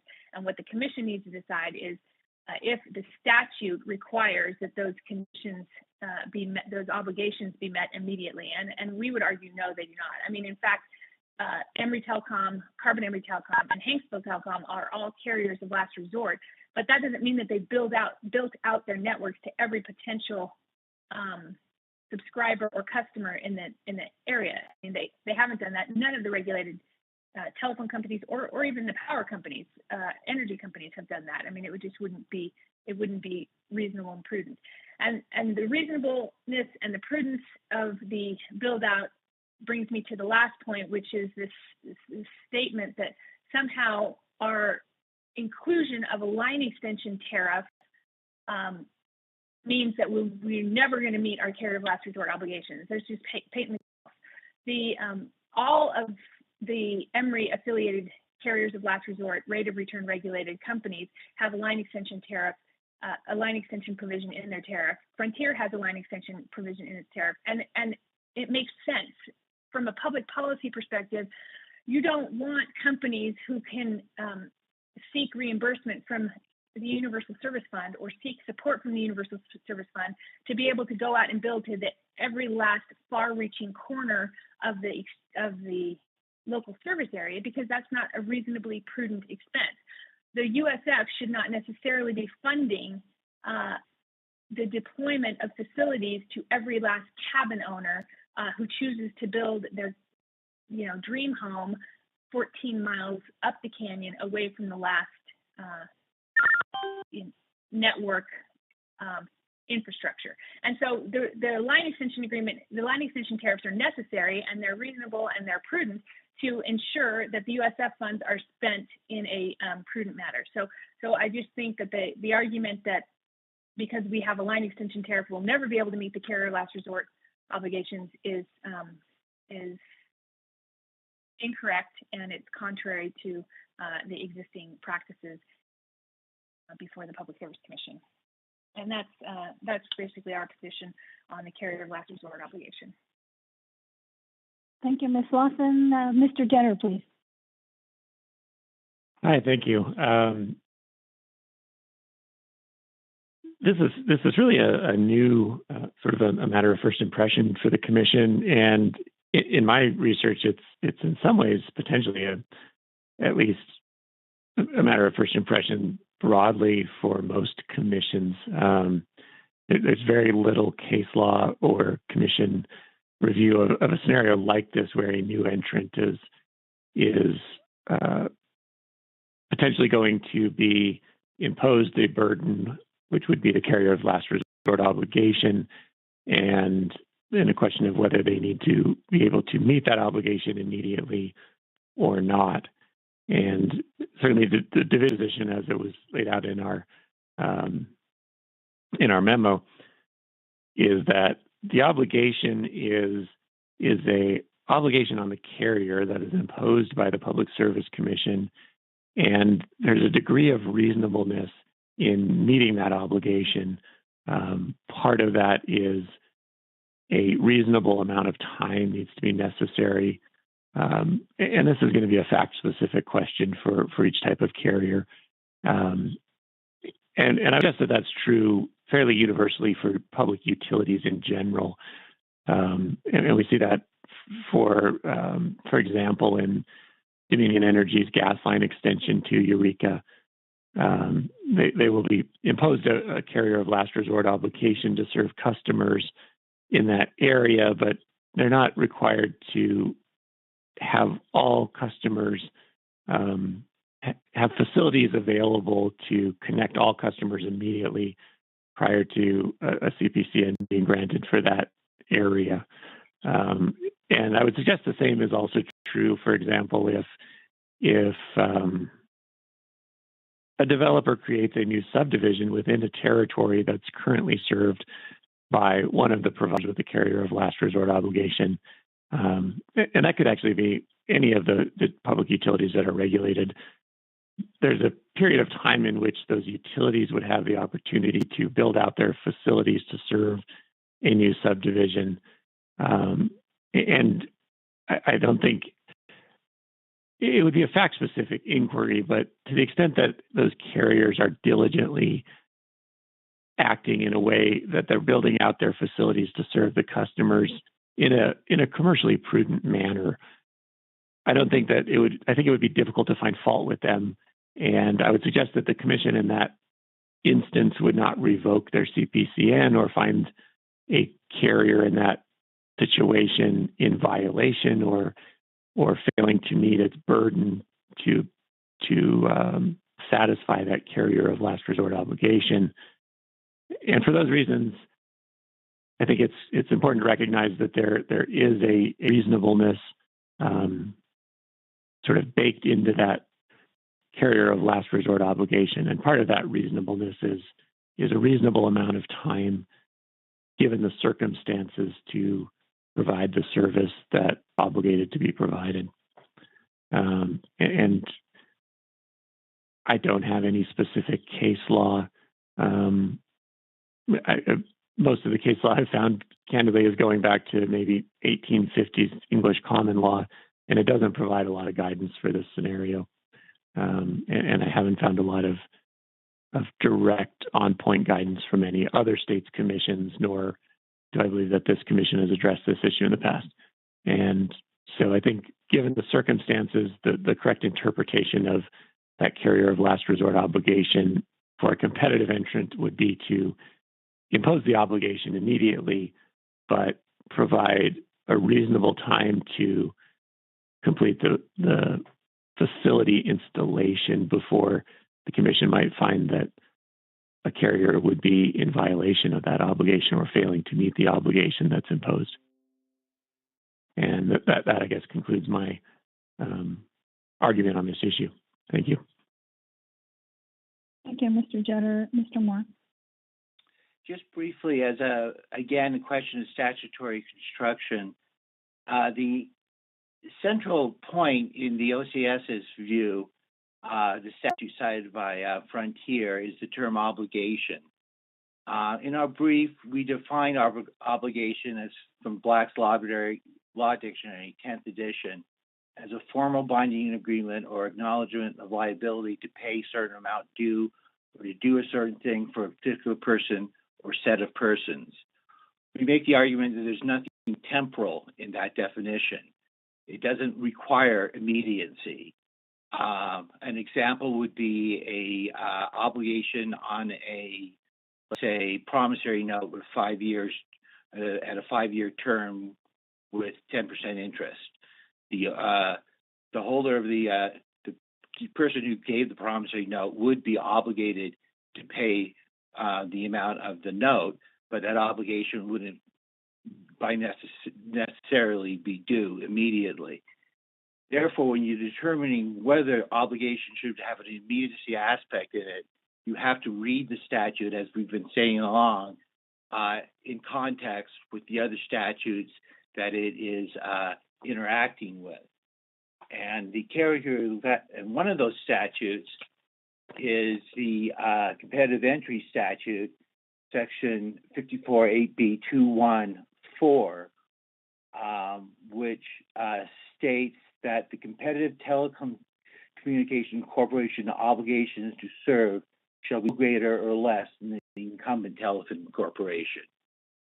Therefore, because Frontier has a line extension policy, they are technically in compliance with code of last resort as well.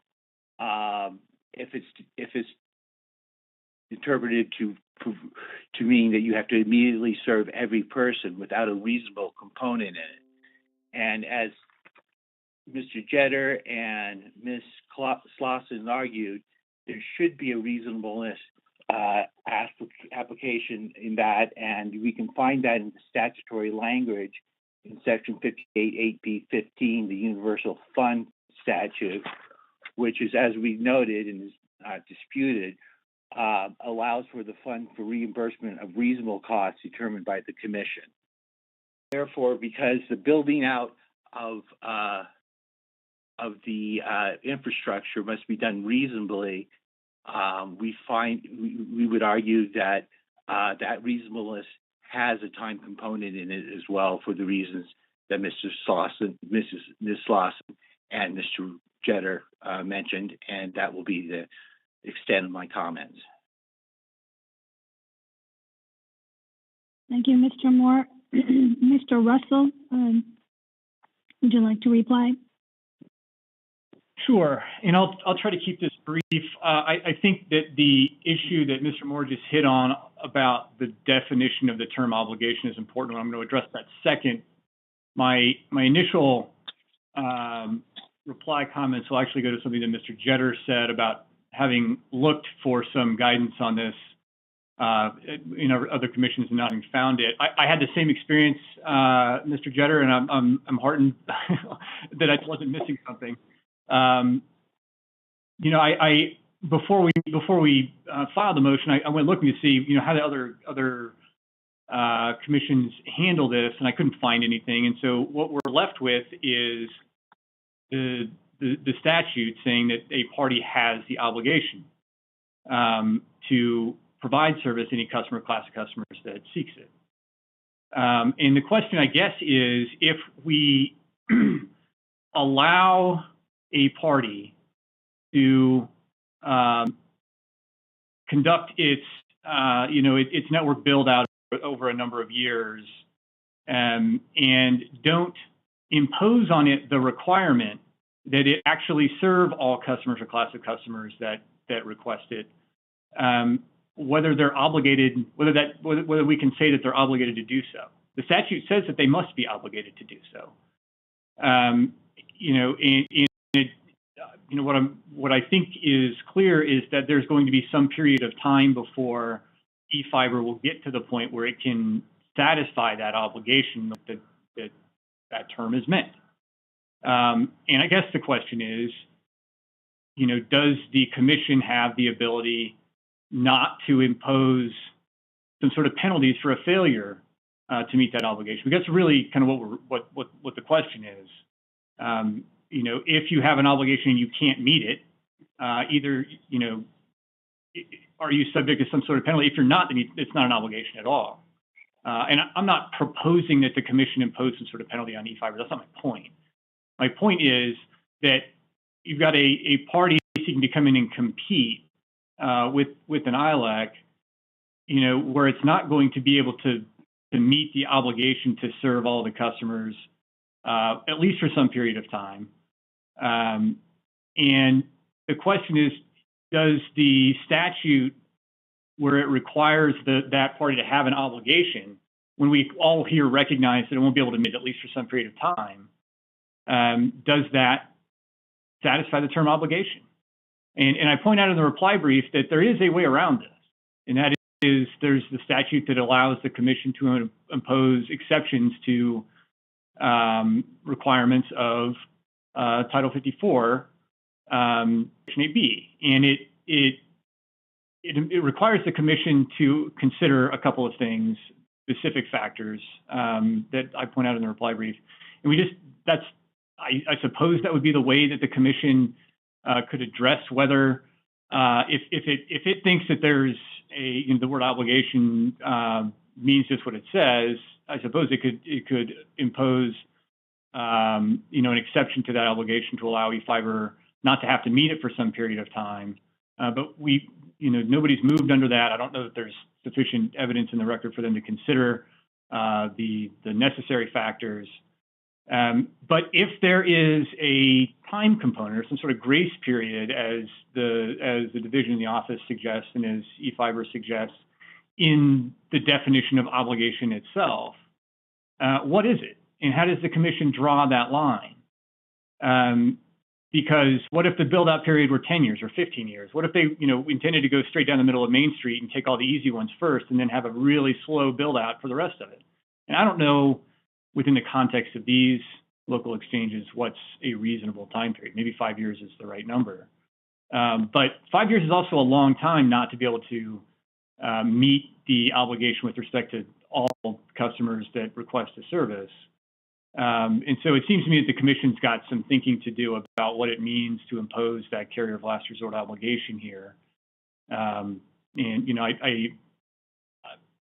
guess that's really all I have to say. It seems to me that the term obligation in the statute has to mean that there is a requirement to do it, or they're subject to some penalty for not being able to do it. And again, I'm not proposing that there be a penalty here. I'm just saying that if they can't do it, then they're not actually subject to the obligation, and therefore they're not entitled to the benefits of those two statutes.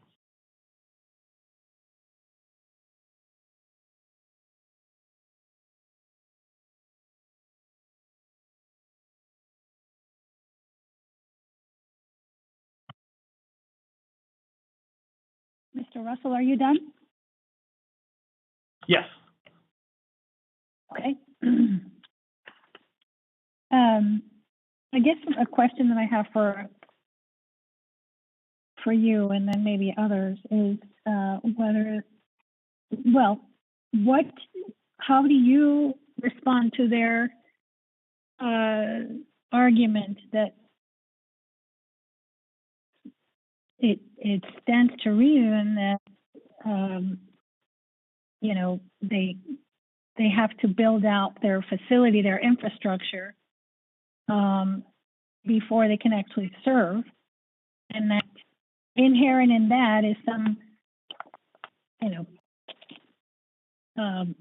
acknowledgement or recognition that they are not going to be able to meet that obligation initially.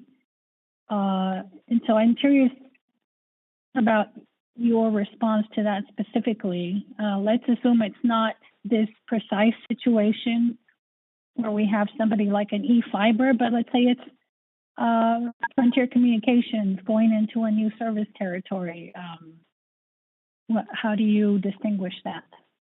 Yeah, so no, it's a good question. So and I tried to address this a little bit in the reply brief. A entity that's seeking to come in as a competitive entrant into an area that's served by an incumbent has a number of options in the way that it can provide service to customers. It can utilize the existing infrastructure of the incumbent through an interconnection agreement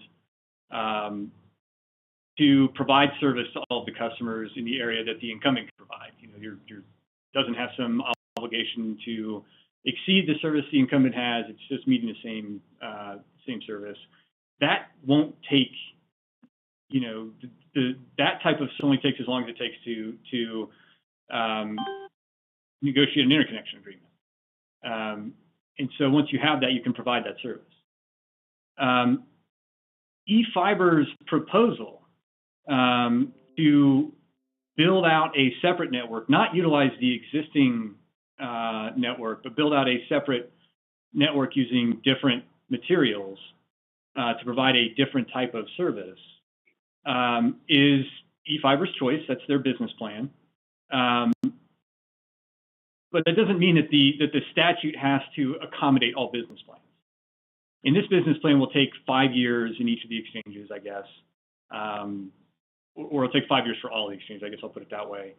It's not going to be able to serve all customers that request it during that time that they're building it out.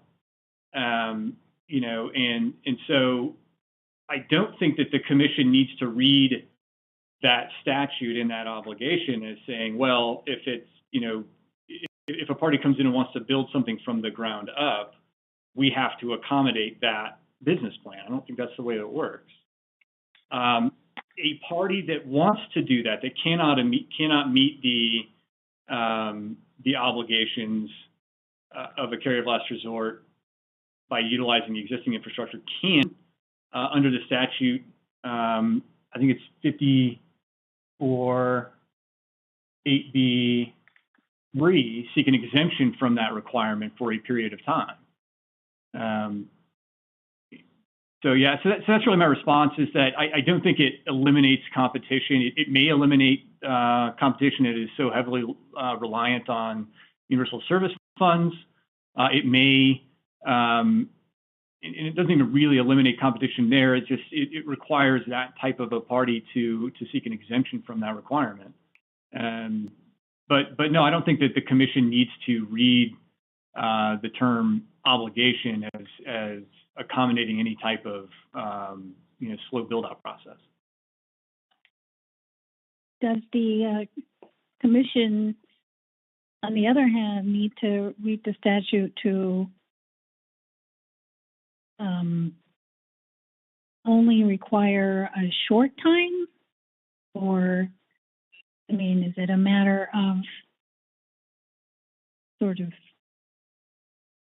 extreme, not extreme? I mean, I don't know if you understand my question, but I guess I was struck by your argument that, there's in a situation where a competitor is coming in and relying on the infrastructure of an incumbent, and they're taking some time to negotiate an interconnection agreement.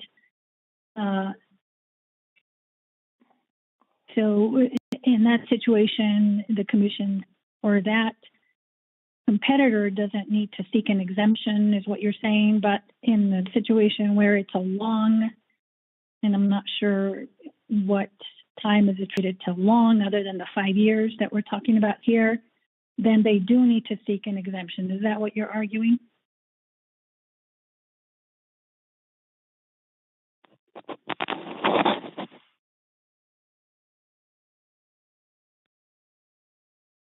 Mr. Russell, did you hear my question?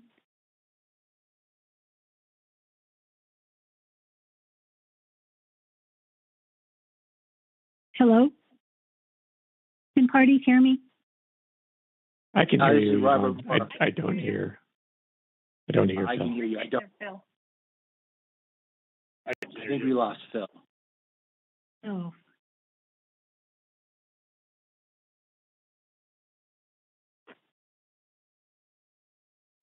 Okay, let's wait for a bit.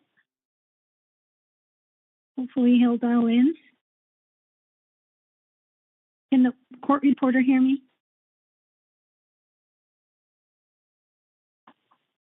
Yes, I can hear you. Thank you, Kelly.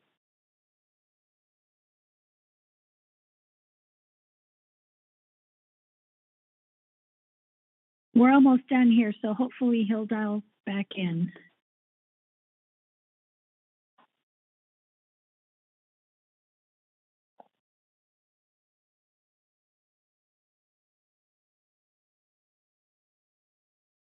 Is there anybody else on with us from Frontier?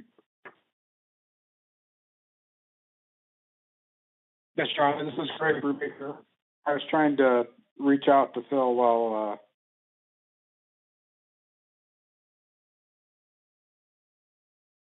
Okay, keep trying if you don't mind.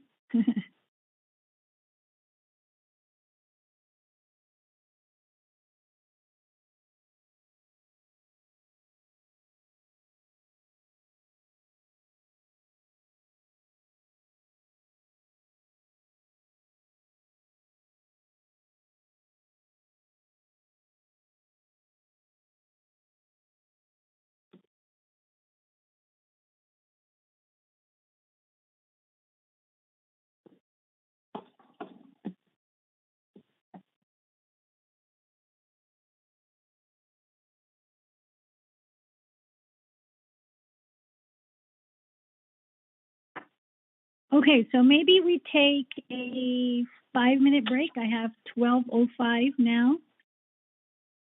Maybe in 5 minutes, let's all dial back and see if Mr. Russell is on. Is that okay? That sounds great. Certainly. Okay, thank you. Bye-bye.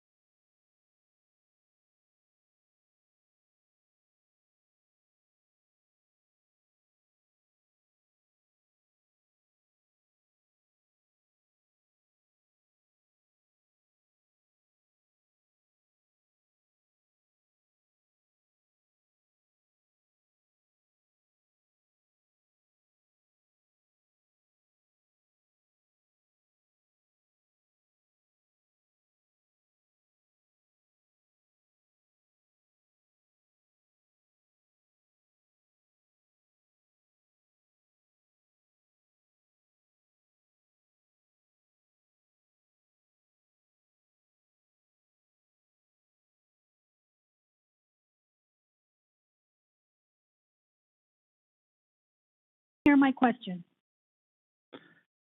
Yeah.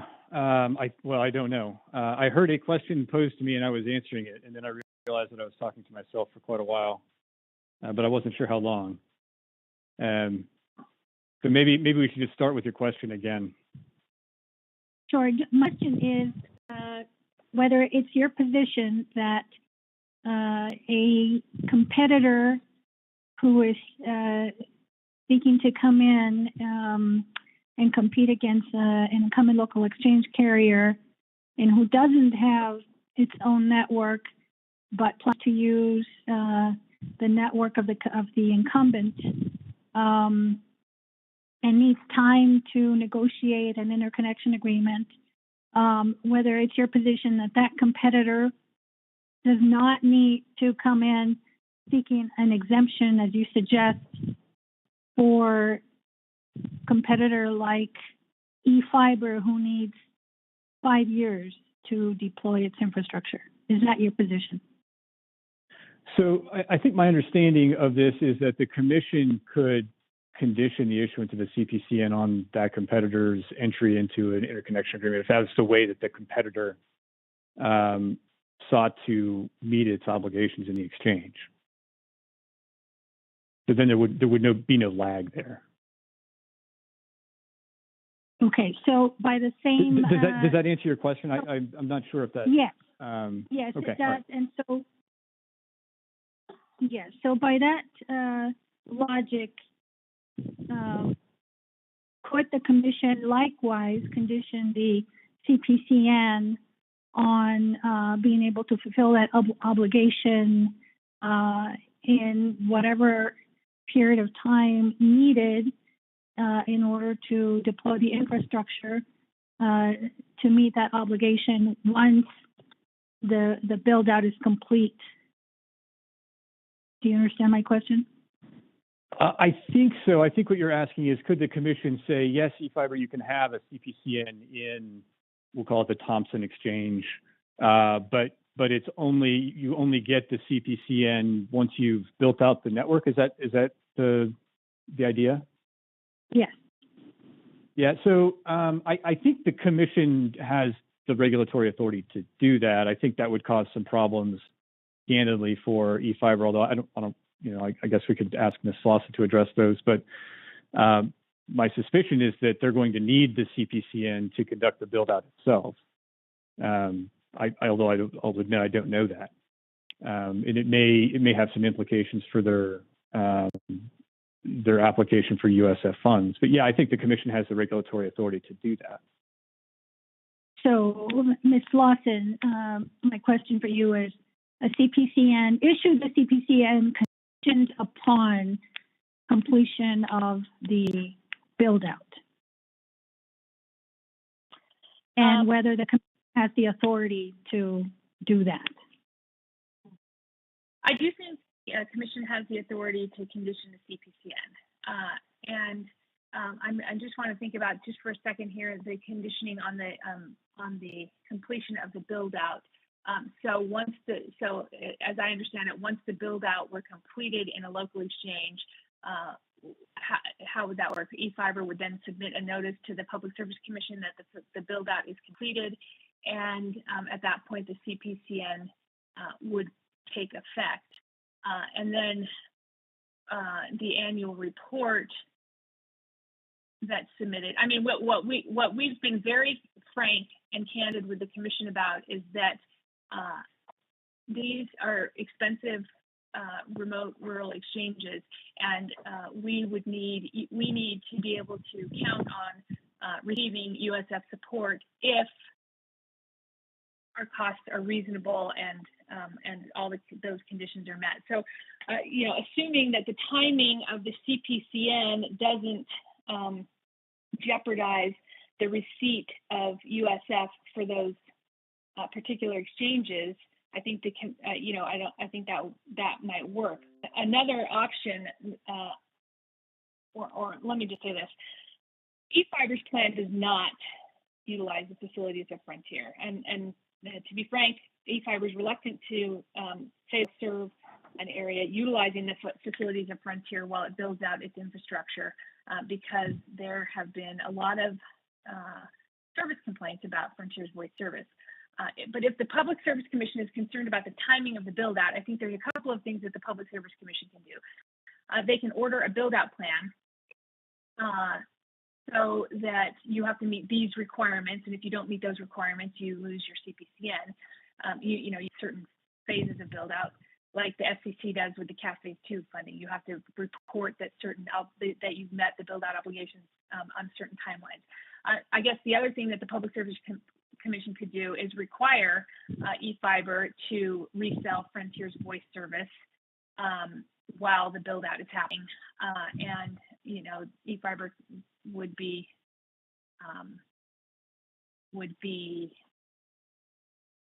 amenable to that. As I've been working through this answer in my head, I think the problem with having the CPCN issued once the build out of the entire exchange is complete means that we can't provide voice service in that area as sections of the exchange are complete. So I don't think that the Public Service Commission should issue the CPCN based on the completion of the entire exchange. I think the reasonable approach would be to if the commission wanted to set out some parameters, right? You're going to serve this many customers by this date, and there can be status reports and that kind of thing. So I think that's a better approach, because what we want to do, what the goal is to get the customers served by the carrier of last resort, the eFiber as the carrier of last resort, and as you know, if the infrastructure is being deployed, it's going down the street, and once it passes a customer's house, they should be able to receive service from that infrastructure. They shouldn't have to wait until the entire exchange is built out to be able to receive that voice service. So that's the problem I see with conditioning it on building the entire exchange. So something akin to, again, I'm just asking, exploring options here, assuming a favorable ruling for eFiber. So issuing the CPCN conditioned on build out doesn't necessarily mean entire build out. It can be sections, it can be exchanges, etc. So that I don't think you will have the problem, Ms. Lawson, that you just referred to. I'm looking at it, it's sort of like getting the franchise agreement and things like that carriers have to obtain before they actually provide the service. So something akin to that, I think there's a section in the statute, CPCN statute, that recognizes that, contingencies like making sure that the company can operate in a city or a county by negotiating a franchise agreement and getting all of that in place. I think that's specifically and expressly stated in the statute, I believe, but I suppose issuing a CPCN contingent on a phase-out approach would sort of be the same. And I just want to be clear that you would agree that that is an option. I do agree that that's an option. Like I said, we just wouldn't want to see that wait until the entire exchange is built out, because then the customers that are served some of these are very large and remote exchanges. So if you start on the east side and you build towards the west side of the exchange, we don't want the customers on the east side to have to wait until the build out goes all the way through the exchange. But absolutely, like you said, you could condition it on the build out of certain areas or certain deadlines, those kinds of things. I think the commission has that authority. And I'd like to hear from the office, and first from the office and then the division. Same question, please. Haven't thought about this. I think that would be. I think that would be within the commission's authority to under Section 54AB15 because they do make the decision. I mean, the eventual test here is, are they going to get USF support to build out their facilities? And the commission is given broad authority to determine what type of expenditures are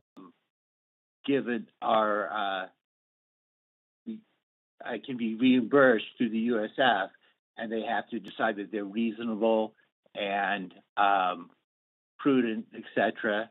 And that's within the statutory language. And I would think under that statutory language, the commission has discretion to require a build-out plan or something, as has been discussed in the question. I don't believe the office has concerns about that. We're concerned about getting these customers served.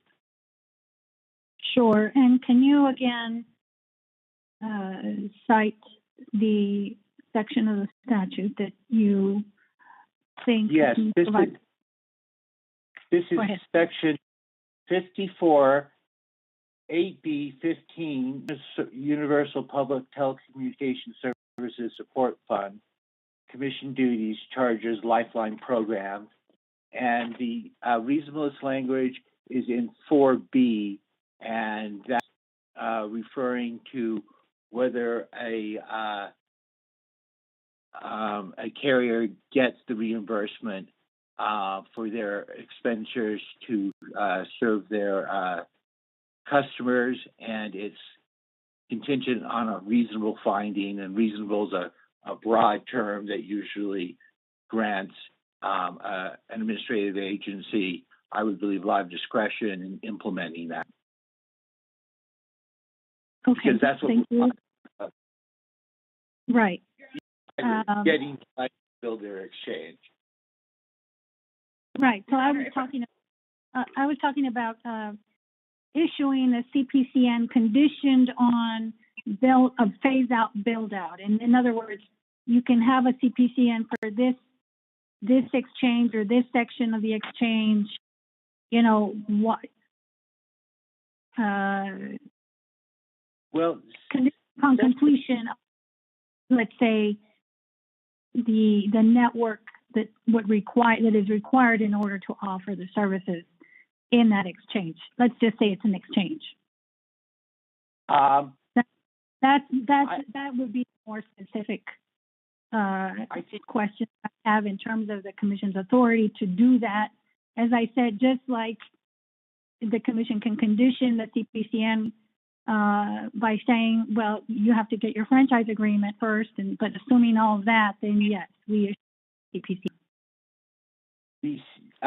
The CPCN statute that would be applicable is a competitive entry statute 54 8B 2.1, which says nothing standing any provision in section 54-4-25. That's the CPN statute, and then they can issue a CPN for competitive entry.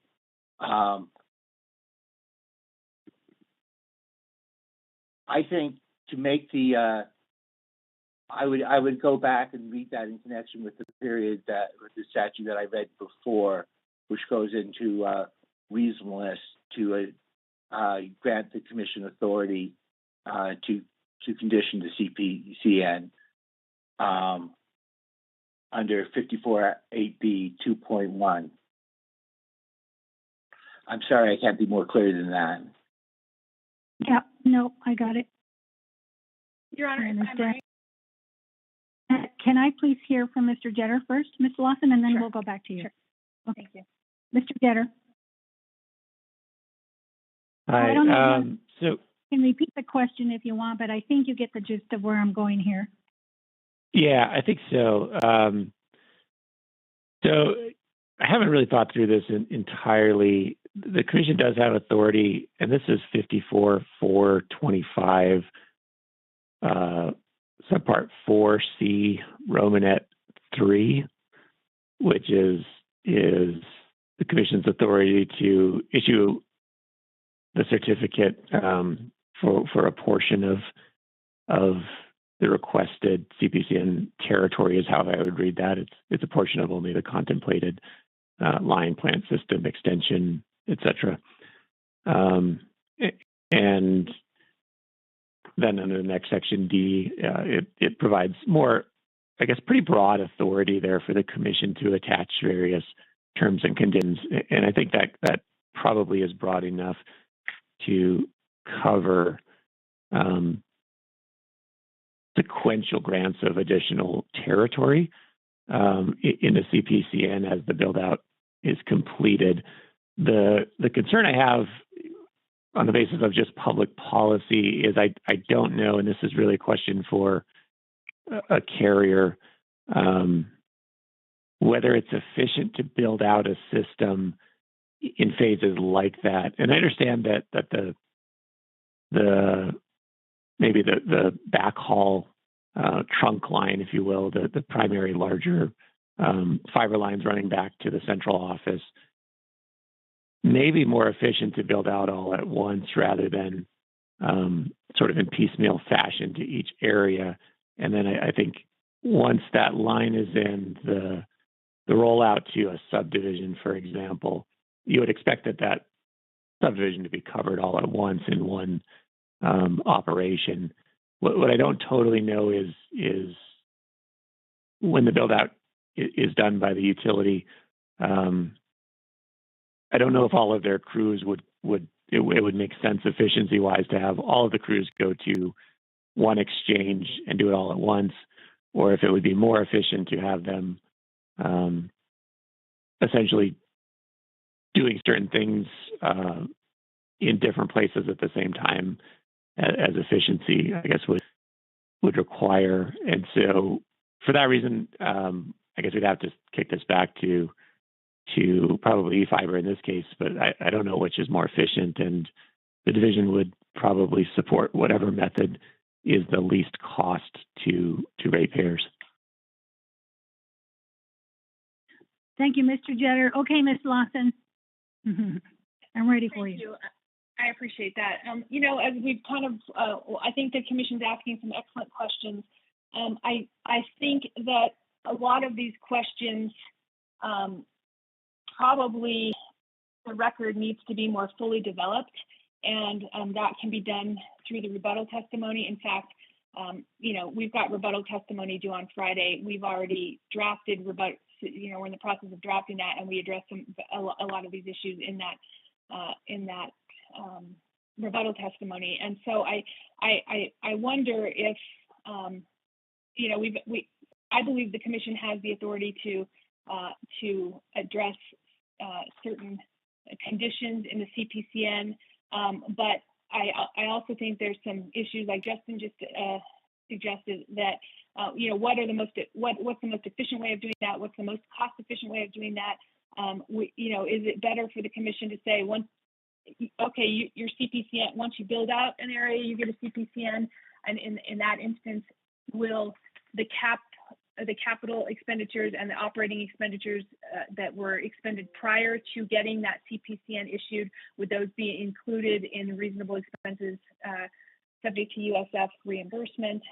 These are some factual questions that I think we still need to develop, including, would it be better for e-fiber to just agree, or for the Public Service Commission to determine that e-fiber should purchase voice service from Frontier until the fiber is built out? These are some factual questions that I think could really benefit from a more developed record. And so, I think the question here is, has e-fiber agreed or suggest that they will meet the obligations of the carrier of last resort? Yes, they have. Yes, they will. If there's conditions put on that, I guess once they see those conditions, they can say yes or no. If there's conditions that are required by the commission to meet those carrier of last resort obligations, those should be identified, and then e-fiber could be given the opportunity to say yes, we will, or no, we won't. If they won't meet those conditions, then they don't get the CPCN. But again, I think that the record should be a little bit more fully developed on this. Right, right. Well, thank you, Ms. Lawson. I was just talking about the legal, which I think is appropriate in this instance, given that the hearing is for a motion for summary judgment on these issues. I wanted people to point me to the legal authority that the commission has, should the commission decide to approach a CPCN in this instance like that. So I'm going to ask Mr. Russell as one final opportunity to comment on any of what has been said with respect to this issue on the commission's authority to include conditions upon a CPCN to the extent that I've sort of asked for specific conditions in a way that it would be a phase-in approach, for example. Yeah, so I don't have a whole lot more to say about whether the commission has the authority. I think it does. I'll point, Your Honor, to 54-8B-2.12 sub B, which is the requirement that the commission find that the issuance of a CPCN be in the public interest. And the commission has the authority to say it's in the public interest if you meet the following conditions. I think that's the legal authority for the commission to impose conditions on the issuance of a CPCN. I guess a question that I have, and I don't know that this is a question directed at anybody in particular, but the topic here is whether eFiber meets the obligation of a carrier of last resort, and it has to meet that obligation within the local exchange, not just within some subset of that local exchange where the commission is sort of expanding the CPCN as the build-out goes along. So I guess the question is, do the conditions address the question about whether eFiber has or meets the obligations of a carrier of last resort? And you haven't suggested any particular conditions. I think the conditions would need to address that obligation. So I guess that's all. That's the only other thought I have on this. Okay.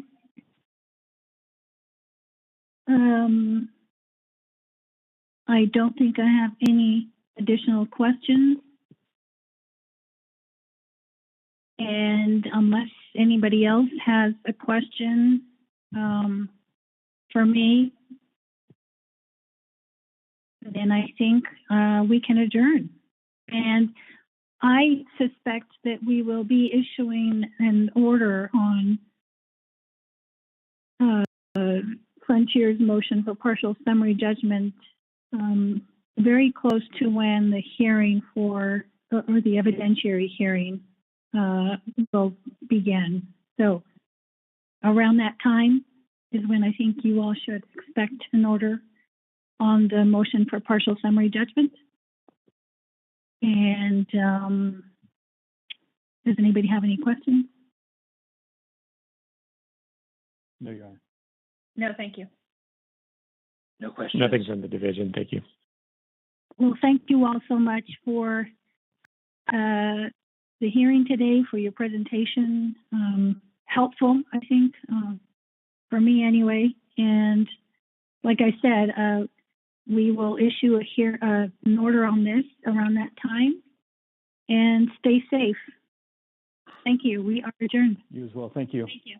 Thank you. Okay. Thank you.